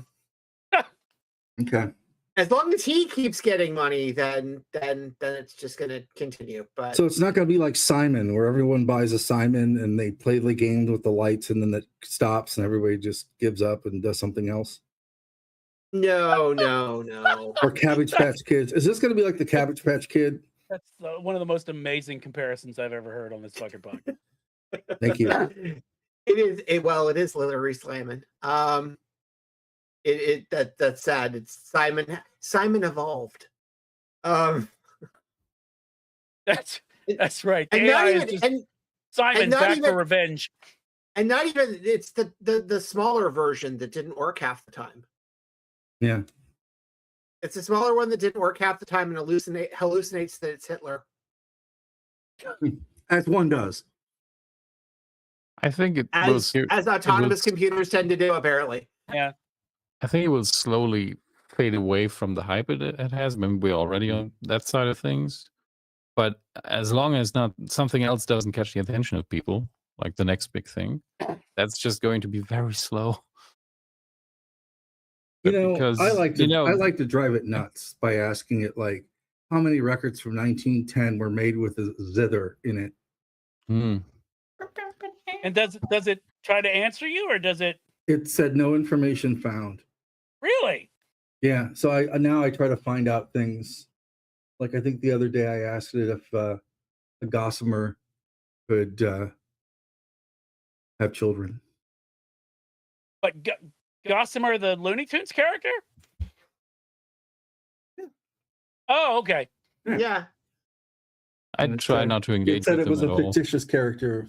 I cannot answer. But Gossamer, because that's unfair. Yeah. What did he do to you? Yeah. Ask it how many syllables any word has, and then correct it. Even if it's right, it will just agree with you, and you can change the number every time. And it's like, yeah, you're right, or it will give you another answer. It just Yeah, cannot so- count. Dom, you're right. It's basically like AI is like Polonius in Hamlet, where Hamlet's saying, "Oh, you see that cloud? It's very backed like a whale. Yes, quite like a whale. Actually, I think it's more like a weasel. Yes, it is quite like a weasel." Well, if Yep. you think about it, though, AI is the perfect thing for like businesses who don't want to pay people, because eventually it's the dream of like having your things continue and you continue to make money without actually having to pay people. So Until you get to the point where you have to pay people more to come in and fix the shit that the AI came up with. you've seen enough movies. That's never anyone's concern until you know. Until someone tries to play war games. Yeah. So Well, like you've seen how this works. like the thing with the new AI ad that got pulled from McDonald's. Was Where it they- McDonald's or Coke? It was Coke. It was McDonald's in the it wasn't Netherlands. McDonald's, Yeah. Now Coke, I don't know There if is they a ever Coke pulled one. it.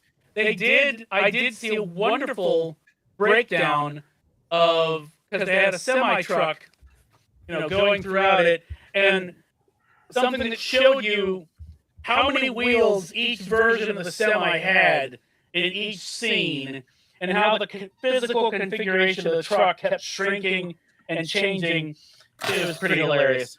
But no, yeah, the people talking about how it took like 7 weeks just working nonstop to get the prompts to work so we could do that. So you're saying that you spent more time on this than you would have if you just fucking shot it with real people. So yeah, and they it's, spend a lot more water and power and oh yeah. you know, Oh yeah. No, I think that's part of it too. Is if we could just get to the point where we start charging them for, what they're actually spending, then maybe they'll run out of money faster.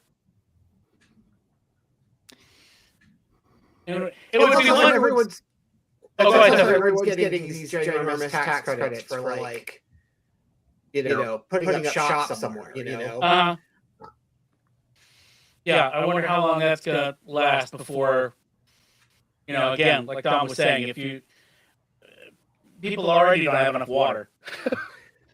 Well, you're starting to see it with people like the protesting and the actual communities actually not allowing these the data centers to go up. So Well, that's good. I mean, for every community, although the drawback is every community that says no to a data center, somebody else will say yes. So you have to get people to stop saying yes. So Yeah, it's a big fight here right now. yeah. Because they want to turn the armory building into one. And Well, I mean, there's Microsoft still owns a huge property in Atlanta that they are or are not ever going to put anything on. So should take Curious pictures about of that. people using the roads around. is it empty? I know they donated some of the land back to the county for a housing thing, but I don't know the details on that. All that's there is a library room with a bunch of bookcases that seem to lead somewhere. Exactly. I'm about to say, if it was a big empty room, you and I we could do a rave. It's a rave. Nice. Wedge, it's Narnia. It's Narnia. Rave Narnia, that'd be even better. Rave Narnia. Brave Narnia. People would Wait, come. wasn't That's that the just scene nasty. in The Matrix everyone hated? The Matrix Revolutions that everyone hated? Was that what that was? I don't know how to see it. There's so many scenes in that I hated. I can't even parse them out. Maybe so. I'm still stuck on Narnia Rave, and I'm thinking Lion Jesus just dropped the bass or something. I don't know. Mr. Tumnus on the turntables. Here comes the drop. Ooh, it's Santa Claus. Ooh. Do not speak to me, witch of the old bass. I was here when it was dropped. You know, the worst experience I ever had at a rave was when they invited me to play records, and I found out that one of the turntables played 78s. So I brought a bunch of my records with the toys. At like 4 a.m, and they're like, "Who's Bessie Smith?" Were you playing the good Bessie Smith? Yeah, yeah. Oh, fucking awesome. Yeah, and that's amazing. Like AM Falcon and Starlight Singers and crap. Listen, if you can run drum and bass under anything. People will dance to it. Fine. That's great. At a certain point, no one cares. Yeah, you know, I love the fact that whenever I say, "Hey, can I DJ at Dragon Con?" I get a hearty God no, not just a no, but yeah. They know that's when you bring out the zither music, and you know, Dragon Con just can't deal. You mean the Galaxy 500? This is our music, because that'd be funny. So, yeah, the Angelo Moore Nothing But Theremin records. That'd be awesome. I should just make a playlist for you guys of 20 songs that you will never understand, even if you learn German. I would love that. Please. Holy shit. This shit I send him. I mean, I could also do one that's fun, that's with good stuff, but still. Please do. I would love that. Both. Absolutely both. Yeah, I mean, Widge and I send each other the weirdest shit on. Yeah, so please. He sends me more than I send him because everything I send him, he's already seen. No, I didn't know about the News Foddy, whatever stuff. Oh, the Newsrot. Yeah, that just came out. Apparently, like, I don't even know how many albums of Nusrat Fateh Ali Khan hit Spotify all at once. And I don't know if they are like ones that haven't been released like outside of Asia before or what. But there's a fucking ton of them. And I'm just like, yes, bring it. So, yeah, it's just there's too much music. You just find something and you just go. I'm still not done deep diving into Zamrock because I'm my God, there's so much, and then fucking love Zamrock. And now all the Somali stuff is coming out too, which is like, I think I would start with Die Doven, which is just a duo that came from the German version of Saturday Night Live.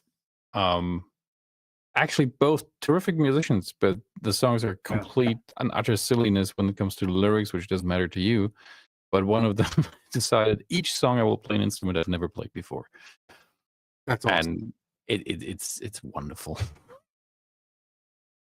But Tuffley, was it Muse where they were on Top of the Pops and had to and were supposed to mime playing, so they all changed instruments and were playing the instruments that they would not have been playing in real life, so it was just a parody of what it would have been? That's Muse? It was Muse, but I think originally David Bowie's band did it. I think a lot of people have done it because David Bowie's band did it, because I think at a certain point Bowie's band did it, and then Rod Stewart's band did it. Yeah. But Rod Stewart did it with John Peel playing drums. Yeah. That's great. And he didn't even try, and that was the point. Mhm. Yeah. So I think there's a clip where there's a Rod, I don't know if it's Faces or just Rod Stewart's solo, but where in different shots where they have John Peel playing the drums and a mandolin, and then eventually they all give up and they just have a soccer game. That's fantastic. And I think was it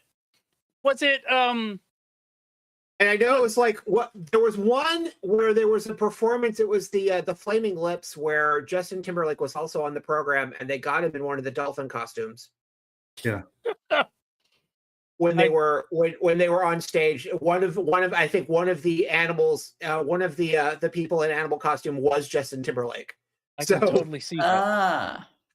Nice. Well, like, and I think it was, I want to say it was McFly, where with Rod Stewart, where he made a pretense of getting their passports from them, and then drew dicks on their faces on the passports Yeah, and handed it back to them. Learned that thanks to Buzzcocks. There's also one that I think they've actually talked about, where it was the Happy Mondays when they were doing. I think it was probably Step On is the only one that they actually got on Top of the Pops for. Yeah. But when they were actually talking about where they had swapped instruments, Right. and they weren't even. He mimed the song, but no one was trying other than because they were all sort of out of it. So they're all sort of shit faced. So obviously, because Happy Mondays, but that they had swapped instruments and a couple of other things. But a lot of it comes from, I don't know if the Bowie performance is the first one where the band just swapped instruments and then everybody does it after that. Yeah. Right. Because of that, but that seemed to be the reference point. Okay. So Yeah, I don't didn't know. That's fun, but it's fun to point it out though. Because I've also been in a weird Top of the Pops because people post episodes. Yeah. There are people who post HD remasters all the time, where it's like, I didn't realize this, but apparently, Rob, you probably know this, but apparently there are, besides the people who have run into genuine legal problems, there are episodes they've taken out of rotation on the reruns, partially because some of the presenters had not signed rerun contracts. Yeah. Oh. Well, and like the ones that were introduced by, like, I don't know, Gary Glitter or Peter Saville, Yeah. they take those out. Yeah. That's what I was talking about. Yeah. Other than the people who genuinely have legal problems, And I know some of the Bowie estate's taking them down because I think they're trying to get all of them remastered, and it's more of a quality thing than. Yeah. But I know, like, they were doing reruns, I think, on 4, and they have been talking about there are some that they've had to take out of rotation because some of the presenters or their family members just didn't re-sign the reappearance contracts or the re-airings for those episodes. So people have been posting them on YouTube. Huh. So Well, of course. That's where everything's going to wind up. that is Including probably where Netflix. everything's going to wind up. Including I have to, like, just stay away. There's times I just like, no, I'm staying away from music today because otherwise I will never get anything done. Oh yeah, there's a giant like YouTube hole that that is one of them. I have a bunch of, like, whenever I don't feel like I'm zoned out and I don't really feel like doing anything else, I will do a search on a topic on YouTube and see how far the rabbit hole goes. Oh, Tuffley, we know you just watched that man cleaning carpets. I haven't got, well, I mean, the Marriott carpets in Dragon Con, of course. Well, I mean that. No.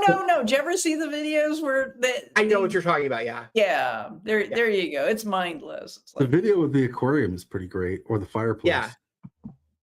Actually, I watched the Bryant Park one, Yeah. the live Yeah. feed, because the Winter Village is up. Yeah, I'll do that with Or as Mitchell clock calls tower it, the and day room video. I'll do that for there's a train station in Wales that has old steam trains. And I Yes. watch that. And I'll watch Prague to watch people look at the tower every hour, the clock, the astronomical Yeah. clock for the six. I'll watch that one. And then I've got one that shows the Scottish Highlands just because I want to calm the fuck down. And I watch that one. So Ooh, I haven't seen that So one. nobody does the lo-fi study video. The Oxford's library. There's not the Bodleian, but the Watson library. There's a cool street scene. Which this is so funny. I was watching. I had it on, and I was Zoom mediating, and in real Zoom meeting? time. That's I was what in they a call Zoom them. mediation, but I had another screen up and I was watching it. And in real time, there was an accident. I'm like, oh my God. And somebody's like, what? I'm like, hold on. I need to do a break. I'm a witness. I'm a witness to an accident. Now. Yes. Oh, it's like the camera feeds to like the low setting. Yeah. Not the bridges, but the tunnels, like under the train tracks. yes. There's a series of these, right, where they have Yeah. like live cams on those, waiting for the moment when the truck that's too big tries to go in. There's a really fantastic busker webcam too that just goes to different cities around the world and shows different buskers. Oh, nice. Oh, wow. Yeah, which I have to stop because most of them are terrible. But yeah. But no, I'll just do stuff like I've seen like a bunch of arcade restoration videos that are oddly relaxing to Oh, watch yeah.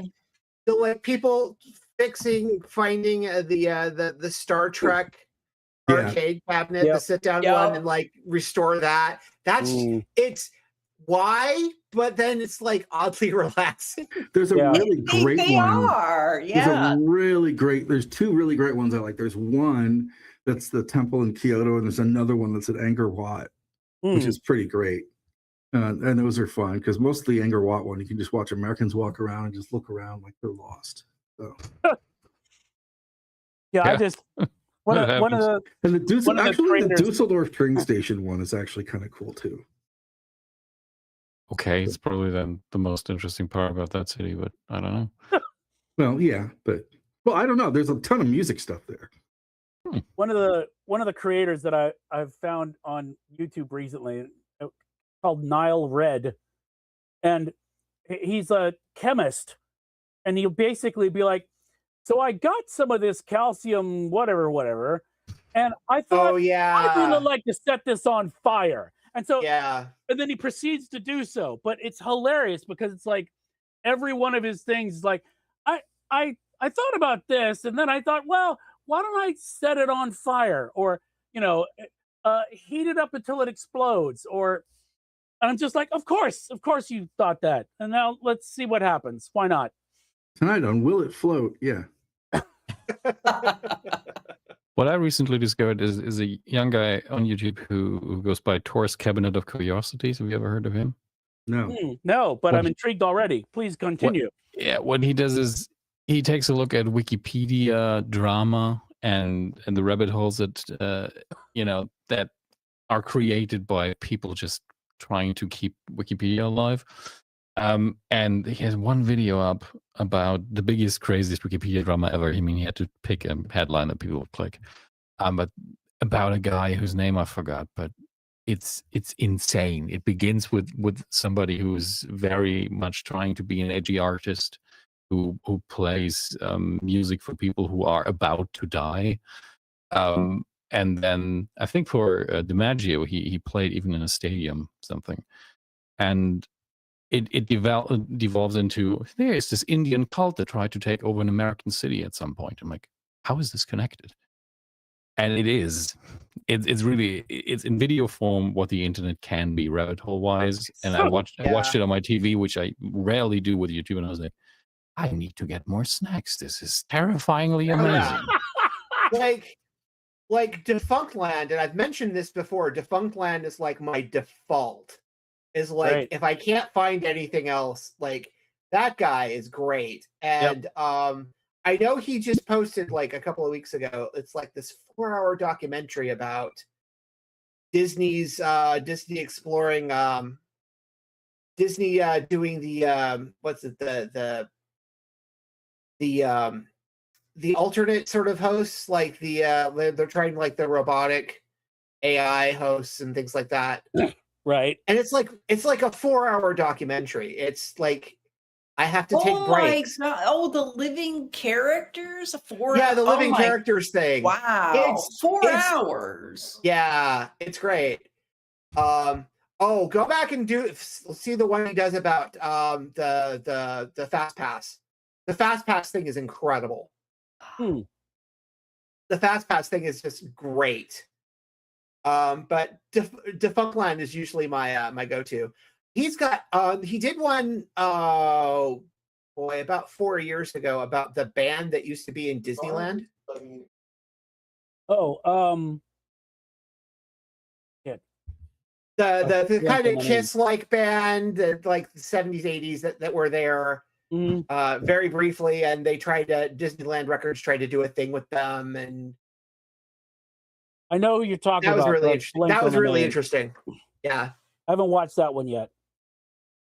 But like even one where you feel like, I don't know, do I really want to watch this? Like there was one about some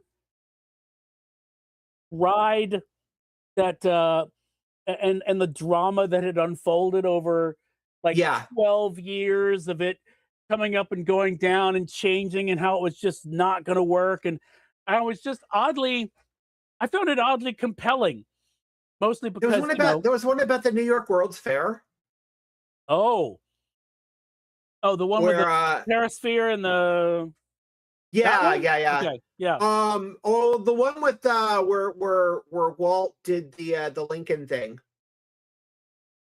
the original animatronic. Hmm. It's referenced in the thing he just put out. Okay. But where they started playing around with the animatronics and a couple of the other things that came out of that they had developed for the World's Fair, that ended up being future Disney attractions. Right. Yeah, I need Huh. to catch up on that. It's because he's doing like these kind of boutique topics now, Mhm. and they're Yeah. longer. They're not coming out as frequently as they used to. Because Right. he used to pace this out by like shorter things where he's talking about particular rides or whatever. But now Right. he's just doing more of these long form ones. But they're really interesting and really all really good. I like Yeah. People Make Games too. People Make Games is usually a good one I like too. Where they do like different video game topics. That and No Clip. No Clip is really good too. What's No Clip? No Clip is a documentary channel about video games. Ah, Okay. And I think they just expanded to a second channel, which is more indie creators and stuff.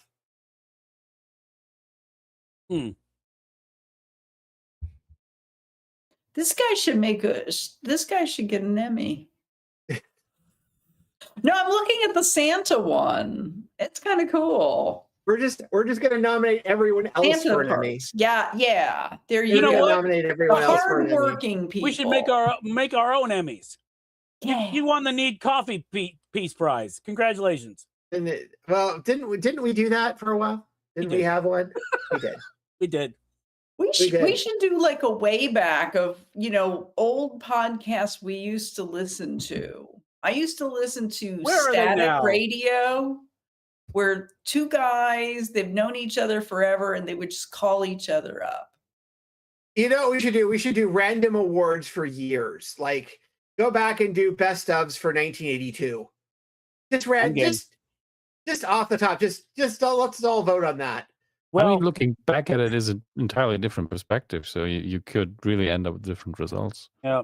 Or like we'll just pick a year. 1965, go. Well, I needed. Speaking of Album old of the year, podcasts, go. I found out that Kevin Pollak did like 2 seasons of a podcast where it was him and another guy, and Kevin Pollak was in character as Christopher Walken the whole Yeah. time, and they had a full like hour-long conversation. They never said who they were. They never specifically said that he was supposed to be Christopher Walken. It's called Talkin' Walken. But I heard the title before, yeah. yeah, and I'm like, I have that on my list of things to go find and listen to, because I was just like, are you serious? How can this exist? So I'm sure that'll be a Need Coffee retro Emmy. Yeah. The Hall of Fame. There you go. The Need Coffee Hall of Fame. We've decided to for this podcast, we will entertain the year 1965. What it'll be like the opposite of Room 101. What does everyone nominate for 1965? Rebecca Stout, who teaches the buck step. And she's in. And she's in. And she's in. Make sure you put down salt so that your boots scuff when you're doing the buck step. It took me a while to get what you were saying. There we go. That's the key. The bucks. Yep. Pumping. By the way, for later, I put you 2 YouTube links in the chat in here. Oh, one with okay. one song and one with the YouTube account that I mentioned. Just for you. You don't need to open it now, but if you wanted to take a look at it. Okay. Oh Jesus! Gotcha. Of course he did. We did. What year is this? Guess. I was Let's wondering see. what Sparks were up to back in the 80s. Early 80s? I mean, it has the year in the title. That's the guy from the Wait. Buggles. I didn't see it. Yeah. Wait, no, there it is. I think that's Trevor 95? Moore. Oh, shit. Wait, John, you just won one of the prizes you've got on the table back there. You win a no prize. I like that guy's shirt. I like the fact that so many people are just sitting there. It's like a really great Schlager song. Did these people know they were being filmed? I don't think the guy drinking knows. No. Hold on, I'm gonna find this on vinyl. Of course you would. Wow. Well, You my friend paused Marty right and I will send each other really Wow. terrible records. And now you can pause again. Now start polking. I want that jacket, actually. Polka. That's right. By Dolphin. Oh, okay. So Well, good Does luck. any- We're not giving him any money. no. So here's a question. Speaking of YouTube videos, Yep. Yeah. does anyone stop watching somebody because they don't know how to pronounce names or words? I mean, if it's It's if you- if I- growing. if I cannot understand anything they're saying, I will probably stop. Yeah. But what do you mean? There are a lot of people who they're not reading and they don't know how to pronounce words. I Words mean, that you the old thing about if you they mispronounce the word, you mispronounce words. Let me just Yeah. say that. They mispronounce a lot of words. But then That's a they're horrible mis- thing to say if about they're not Scott, even though reading, it's true. and they're mispronouncing, and somebody else must have been teaching them wrong because by I- reading I- you can mispronounce something. Are you saying that they do stuff like they put the wrong emphasis on the different syllable, or Yes. okay? Yes. I mean, And some it's- people do it on purpose. We have some people saying avocado or avocado just to be funny. No. Or they're saying no. predator instead of predator, which is really almost something. like that it's off of younger YouTube creators. Like testicles. topic- Yeah, the topics Well, are well, it's pretty good, but then they'll mispronounce something that a teacher in high school would have said, this is how you pronounce it.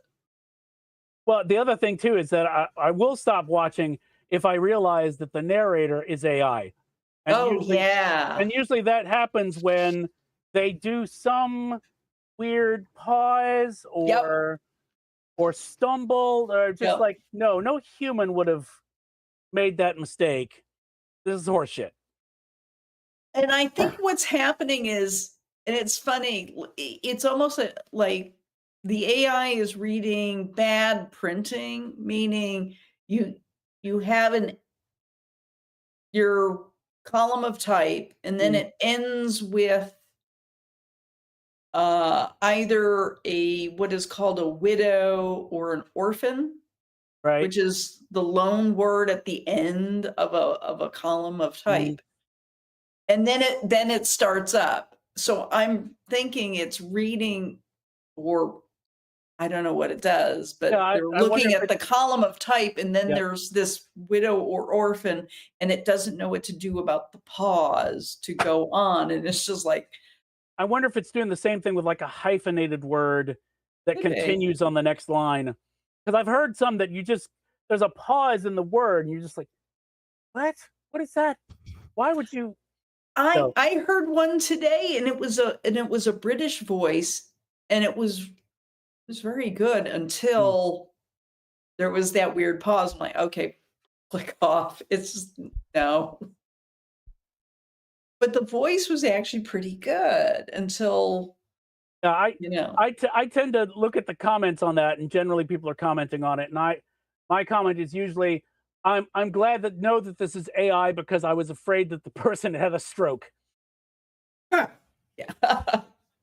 Well, I'm usually watching it on like television and not seeing the comments. So it's just like, okay, Yeah. here you go. You know. Well, we should probably mosey towards recommendations at this point Yeah. because it's sort of getting that time. Yeah, I have to go. I've got All court right. tomorrow. All right. Rox, take the lead. What do you got? Let's see. First off, there is a Netflix show that they're streaming. I really like it. It's cute. It's funny. It's called Fisk, Fisk. It's from Australia, and it's about Helen Fisk, who is a probate attorney. And it's clever. It's only got like 3 seasons of 6 episodes. It has that kind of camera usage of like Portlandia when they're switching and their next chapter type of a thing. I'll recommend Day Trippers. Cute little film with Hope Davis and young Stanley Tucci. I picked up an e-reader. Toughly, you're like, Kim likes e-readers, right? Yeah, she tends to. Okay, so I picked up the XT ink, which is weird. If you really look at it, it spells the word extinct, but it's Chinese, and it's a 4-inch. It's smaller than your iPhone. Okay. And I it's really do squared need off. 27 inches. It's cute. And oddly enough, shipping is not bad. It's like 7 days to ship to you. It comes with a 32 gig micro SD. So it's real simple, but it's a pocket little e-reader. It's almost reminiscent of the Kobo had one that was a pocket one, and I never bought one. Like, I think that's why I bought this one. It's like that. Other one got away. and Kobo like discontinued, and all sorts of weird things happened with them. So yeah. Yes. Yeah. So this is an EPUB style one, and I know a lot of people are shying away from Amazon. How are we pronouncing the French, Rob? Amazon. Amazon. So they're looking at different e-readers. Yes. Can I recommend, if you're in the market for an e-reader, Shop Goodwill or any of the online thrift stores sell any of the Kindles for fairly inexpensive, and then you can just hook up your Jailbreak him. well, you can just hook up Libby or something like that to it. Yeah, Libby will work I on thought it. it doesn't. I thought Libby No, doesn't work you- on the Kindle. No. You can check out a book. You just have to say on your phone when you check it out, say open in Kindle, and then it gets opened in Kindle. Opened. Yeah, you can do it. And that way. Amazon, Amazon workaround. does the rental basically, Or you can Sorry. jailbreak it. or you can jailbreak it. That too. But anyway, yeah, I picked up a couple. Goodwill for I don't know $20 a piece. Paperwhite. Oh. They work fine. Huh. I don't know why Yeah. people ditched them. Probably stop reading. Or you can get this Well, little cute little one. A lot of people ditched Kindles because WhisperNet went down Yeah. because they discontinued the network that was updating those things. So there's a lot of Kindles that came out a lot of Kindles that went to people were getting rid of them because of WhisperNet went away. But they were still usable, right? Yeah. They're still usable. You just can't if you local sync, they're fine, but they just don't update on their own. Like the sync, Oh no, I have to attach your cable. like the sync feature that it automatically picks up where you left off on another device, that doesn't work. Yeah, okay. That's That's not good. Yeah. So that's what I got. Cool. Thanks, Rox. Thank you. All right. Who's next? I guess I could go. Oh, Tuffley. So we'll start with, and I don't know if you'll see this in shot. But, we'll start with this guy back here. I've been looking at that. Oh, it's so pretty. Yes, and for those of you who are wondering that can't see it, in the theater of your mind, it's Tiamat from the Dungeons and Dragons cartoon. My picture. Very cool.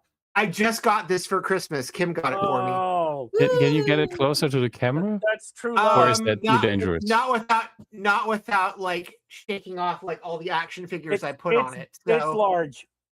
And then don't. The thing is, on my end, the middle head just looks like the Joker for some reason. So I'm like, if I give it a little more lighting, it might work. I so want one of those, and the reason I want one of those, and I don't know why this is, I want to make little hats for those heads. I don't know why. I don't know why I'm compelled to, but I want to make little Santa hats. I like, like Elf on the Shelf. You want an Elf on the Shelf it. And that's why you break algorithms, really. Seriously, I mean, exactly. That's the only reason. It's awesome. I'm so fucking jealous. That is so cool. It is it's the Super 7 Ultimate Tiamat. Ooh. Yeah. Oh yeah. Yeah, that's pretty. Now, do you listen to Tiamat while you play the Tiamat? Play with it? No. I was listening to Wu-Tang Clan, but for the kids. And unless I'm not mistaken, that's a sexual reference. No, but I just know when I posted a picture of this on Instagram, I thought I really need like the first 30 seconds of Protect Your Neck. You know what I mean? Watch your step, kid. Watch your step, kid. Watch your step, kid. Basically that, and that's all I did on that. But it's she's lovely. She's a lovely thing, and that was a great Christmas present. Great early Christmas present I got. So yeah, it's great if you can afford it, and if you find it on a really good sale, like it might be on right now, somewhere that isn't the French site, exactly, that you might be able to pick it up because it looks really nice. Looks really nice on a shelf or around your other D&D figures. So there you go. There's that. Latrine. Exactly. Il Soul has a new record out called Castle in the Sky. It's really good. There are a lot of guest features on it. Nas is on it. Killer Mike's on it. DJ Premier's on it. Really, really good record. It was one in a series that and I forget the record label series, but they were doing all sorts of like legacy rap acts. that they'd been releasing stuff from all year, and De La Soul just happened to be the last one that they were coming out with this year. But really great stuff from them. It's called Castle in the Sky, and I really like that. I also have I did mention this on the Lost show, but I'll throw this out again. The Last Dinner Party's new record. It's called From the Pyre, which is really good, and I enjoyed that as well. And that's it Cool. for me. Thanks, Thank you. Lovely. All right, who's next? All right, Dom, you No want to one's go? topping the dragon. Let's go. You want to go, now? Dom? I can go, but I mean, the one recommendation I had was the YouTube channel, Tourist Cabinet of Curiosities. The other thing is physical media, ditch AI, ditch all streaming services that play music. If you are not into researching which one fits you best, but I'm pretty sure Spotify is not it, especially when it comes to values and not investing in AI weaponry, which is the weirdest thing ever, that you now have to deal with the fact that the music service you're using might be investing the money you pay them not to pay artists but to develop weapons. I don't know, it's a weird time we live in. Therefore, take a look at what you still have when it comes to physical media. Find an old iPod, play around with it, reclaim a little bit of your time, because it's really better for you and everybody else. Oh my gosh, I had my iPod, I just had a new battery put in. Yeah, I only have an iPad Nano, but it works fine still. So if the battery There was on that for a one little would be while there was tricky, like but a cottage industry of like people updating their still are. iPods, Yeah. of like or like changing the screen out, or like putting a modern storage device on it, or where you could set it up with NVMe drives. you can still buy them refurbished by You can you can refurb them. They're really cool. A shop near me, right down the street, they actually put in, they wouldn't mod it, but they took it apart, put a new battery in, so it's all good. They're pretty easy to mod. There's videos about it too. And when I did the research, when I was trying to decide, do I spend money or do I just use my old iPod? There are MP3 players that are being released now for every budget, essentially, for $100 to 3,000 if you're a hi-fi nerd with headphones that are as big as your garage. So whatever route you decide to go and whatever your budget is, you will find a solution for that. It's a little bit more inconvenient. That's all it is. All right. But it will make you go to CD and music shows. Yeah, and TV you will shows. smaller artists you can support better. I mean, I'm speaking to the choir. I know that you guys are very much into buying from the band if at all possible, going for the vinyl, buying the downloads as well.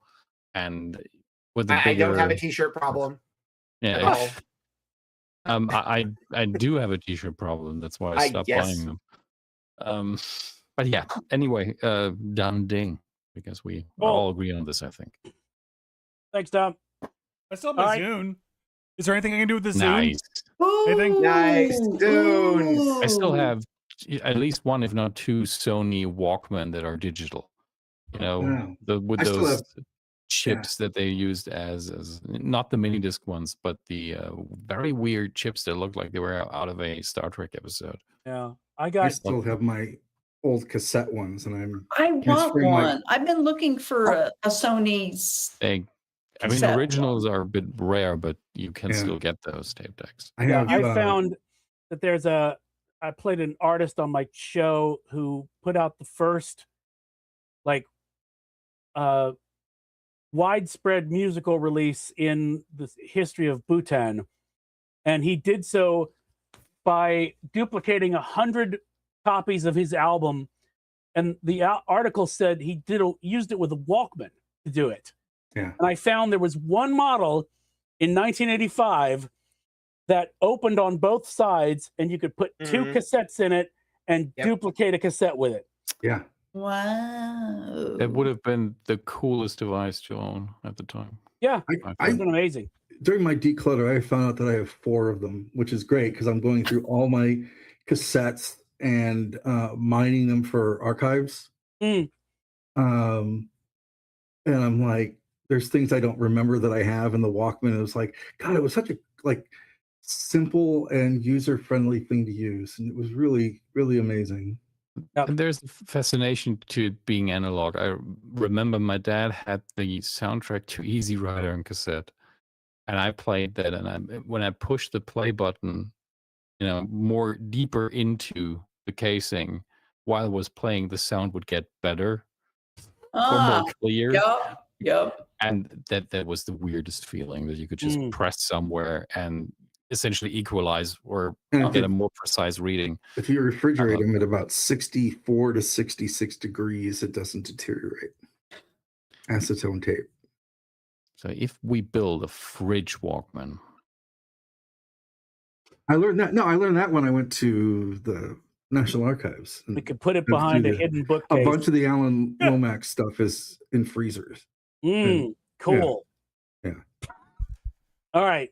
Rob, what have you got? Wait, hold on a second. Was that a pun? We're No, just gonna let that No. go. No, when you Okay. said cool. Oh, yes. Yes. All right, never mind. All right. Give him an Emmy. Or from a the lost yes. script of Batman and Robin. Anyway, Rob, what have you got? so hold on. This guy, Oh, God. Wait for a second. which of course walks Ooh. tenements, towers, and trash, and Wow. unconventional illustrated history of New York City by Julia Wirth. Oh. Okay. And basically, she took pictures of. I'm on the one now where she goes through the history of New York street cleaners. So it's like, this is the street cleaning thing that they had in the 1910s, and she draws it, and it has illustrations of what they looked like, complete with little specs of what they are up to 2020. Right. Whoa. And then she's got here's a list of so basically she'll take the photograph and she'll draw it, right? So like that, right? Wow. So she'll draw what it looked like in the Lenox Lounge in the 1940s and what it looks like now in 2017 or 2016, right? But she covers all kinds of really cool stuff. There's a whole section in here on great apothecaries of New York. There's one section on magic shops. There's a whole section on rail yards and speakeasies, and it's a really cool sort of oral history of New York that's not a conventional history of New York, which is pretty great. The thing is a monster though to carry around, so I can't really take it for portable reading, but it is pretty fantastic. So I like that a lot, so I'm gonna recommend that. Also, there's a book called Shadowlands, A Journey Through Britain's Lost Cities and Vanished Villages by Matthew Green. He's basically like a British TV host guy, but he's found all these cities that have been vanished or abandoned in England. Wow. And he writes about them. There's one called Dunwich that basically half the town fell in the sea and the other half of it is still there. And he What a walks through. horror. Yeah. And there's this Welsh town in Liverpool that got abandoned during the plague. But they left all the buildings standing and stuff. And yeah, so it's really, really cool. So I recommend that as well for anyone that would like to investigate that. And I know we were talking about Criterions and 4Ks and such things, but the thing to remember right now that's awesome is Criterion, what they do before they release something on Blu-ray or DVD, they put it in local independent movie theaters in cities around the country, right? So right now, touring, making the rounds, they're showing the complete Criterion collection of Kurosawa films, and even stuff like Ron, right? So you can go, I think I went every week for 2 months and just saw a different Kurosawa film, but they're all in 4K. And I did not think that Seven Samurai could look any better than the last print, but yeah, these are beautiful. And now, which is great, is they're turning their attention to the Hong Kong films of the 90s. So there's a 4K restoration of Bullet in the Head that's great. and Once Upon a Time in China and Chinese Ghost Story. All this stuff is getting 4K renovated. So if you're a fan of Asian film in any way, shape, or form, look for that. And then music-wise, there literally is so much that I can't process it right now. So I'm just going to say, first of all, you should listen to this band called Tremors with a U. It's like a shoegazy kind of thing. That's pretty awesome as well. And the new David Byrne record, which is actually surprisingly really, really fantastic. He's got a new single out called T-Shirt. It's not on the album, but it is his first collaboration with Brian Eno in years. And that's really great as well. So I will recommend those. So there you go. Ding. Oh, Cool. yeah. Yeah. Speaking of which, I'll recommend the Lil Jon Kool-Aid Man song. John, what have you got for us? Sounds like Hulk Hogan. He's going to recommend that Zune. Yes, can I recommend I can recommend the Zune. No, what I will recommend, we talked about it briefly, but we didn't really get into it, but Plur One Bus, or Pluribus, or however you want to call it, over on Amazon that Tuffley doesn't have. Plebus. An Apple. Tuffley will eventually get it. Next March was when Tuffley will get. Yeah. Are they going to have? Don't you watch preseason? Well, trials or testing. That's like in February. Sure. Okay. And by the way, let's talk about that real quick, Tuffley. Anyone but Max is fine by me. I'm happy for Lando. I Spoiler thought alert Max for anybody. being back in it was at least interesting. It made it decent. Yeah, it made it fun. And I didn't want him to win, but no. the fact that he was able to come back and McLaren kind of blew it in the last half. Yeah, it was McLaren. I don't know. He came back as much as McLaren. Yeah, exactly. Screwed everything up, but yeah.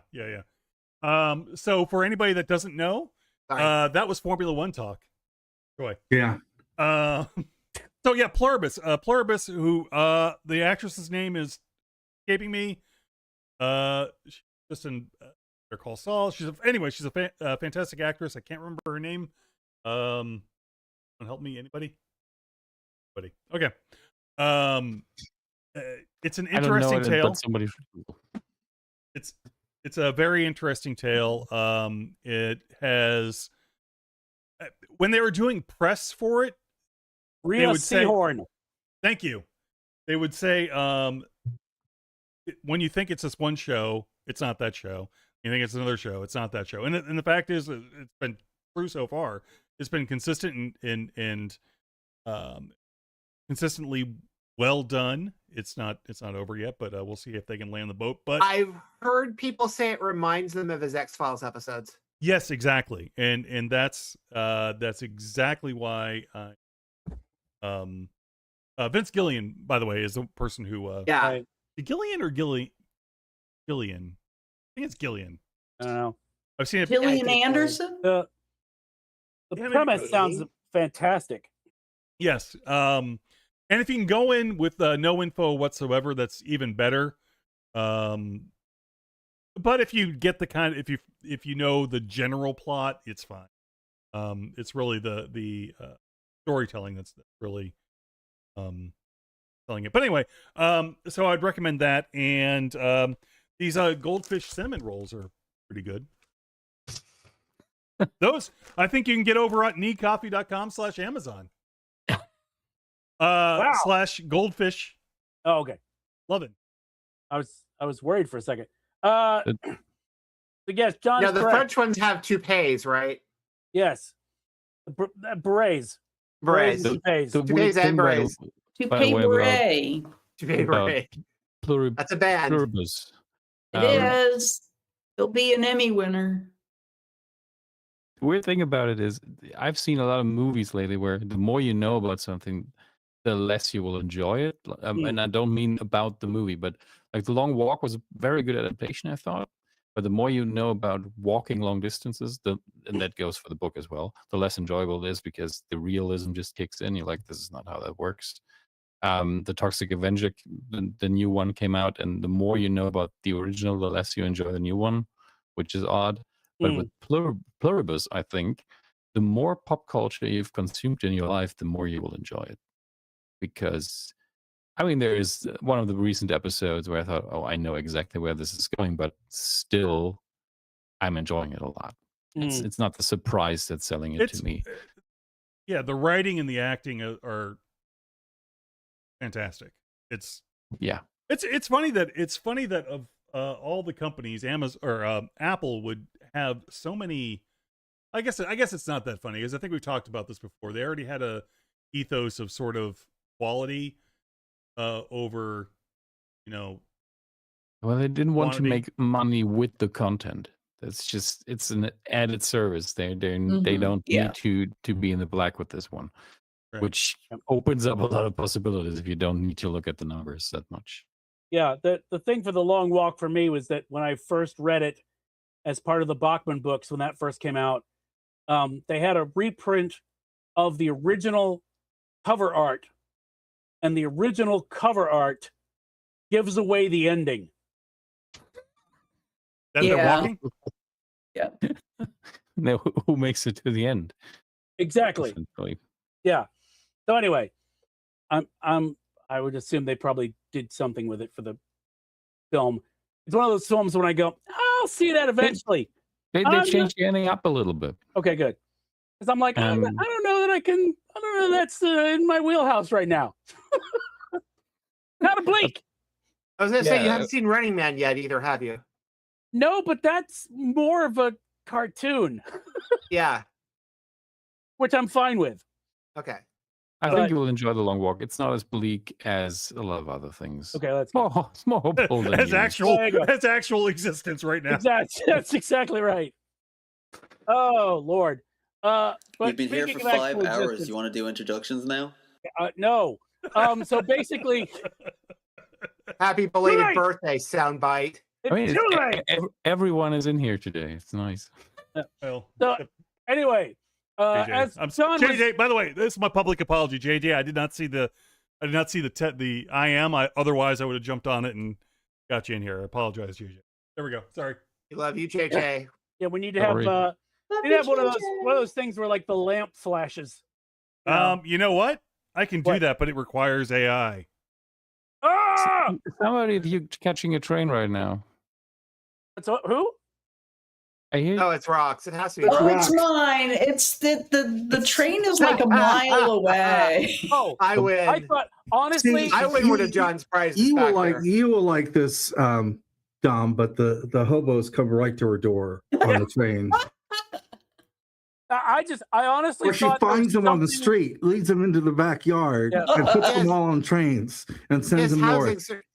It's a service. Like, I can book you. Where do you need to go? Rox, I swear I thought it was something in your house making that noise. It just made a train noise. I didn't realize it was an actual train. She's got a clicker on her camera shot, and she just does that. Yeah. There are a few things as enjoyable as hearing the sound of a train. Oh, God, they're great. That guy must love doing that sound, because how often did he? Or how many trains are there? I don't know. Don't they just use this? There's a lot of hobos in Jacksonville. Yeah. So there's the north-south connector. I shouldn't have asked. I know you did this, but I want that Emmy, and we'll talk train now. It's time for train spotting.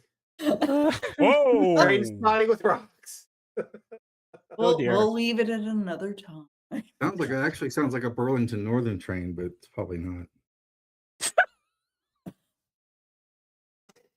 Anyway, as I was saying, F1 talk. Why not? F1 help.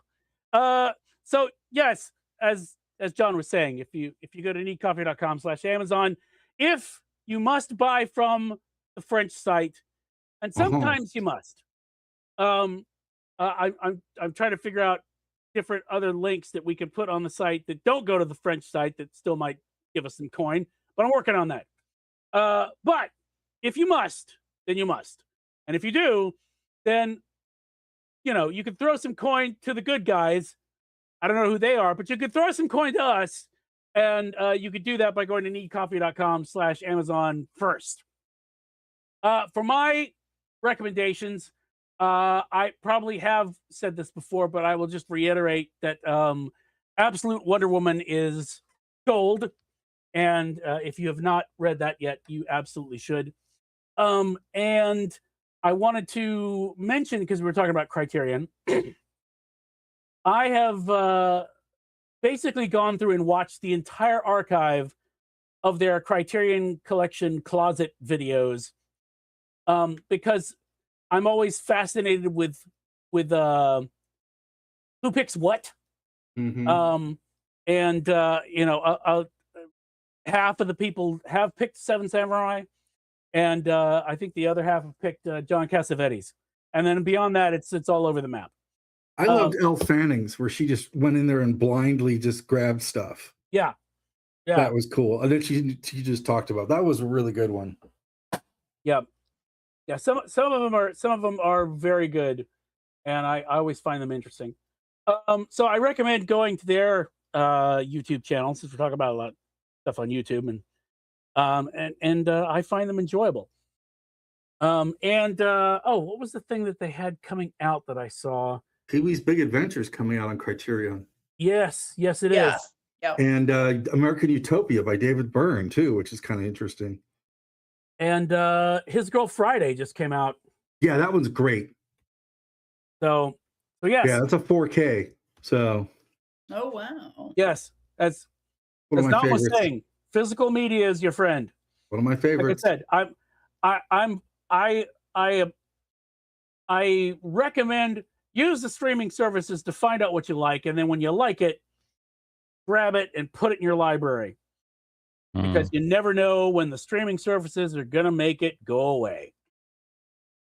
So anyway, well, folks, that's where we've reached the end of another episode of Weekend Justice.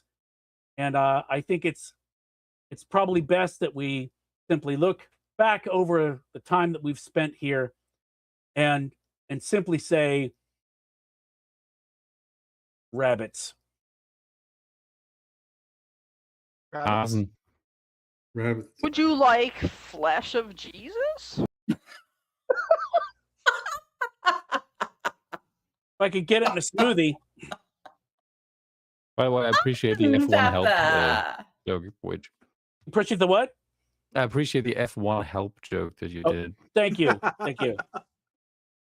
Yeah. And remember, trash day is Tuesday, every Tuesday. Ours is Same here. Monday, so you can come and do trash at our place. And Except then if go to it's not Roxy's. Tuesday. You can do it 2 Except if days it's in a not week. Tuesday where you live.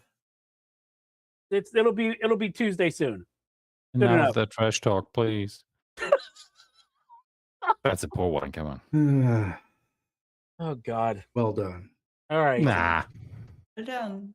Good to see you. Well, Yeah. well, Good for to almost see you. 5 a.m. that was okay. Yes. Oh, yeah. Time for sleep, Dom. Yeah. No. I need to do some chores now. Oh. He's got to invade Poland in the morning. Well, It's not a chore. he's got to start dusting that library. That's true. You know, to me. You make that comment, I say it's not a chore. Please get your facts straight before you insult me. Oh man. Well, I've got to go. And Rob, I don't know that we're in any position to talk about invading other countries. Yeah, seriously. Yeah, well, that's all right. The times they are changing. Yes. Good Lord. Yeah. All right. Whoa. What is bye, it good kids. for? Distracting from everybody. Epstein. Say it again. Happy third Halloween. And the fourth one, please. Bye. Bye. Bye. Up the street. There was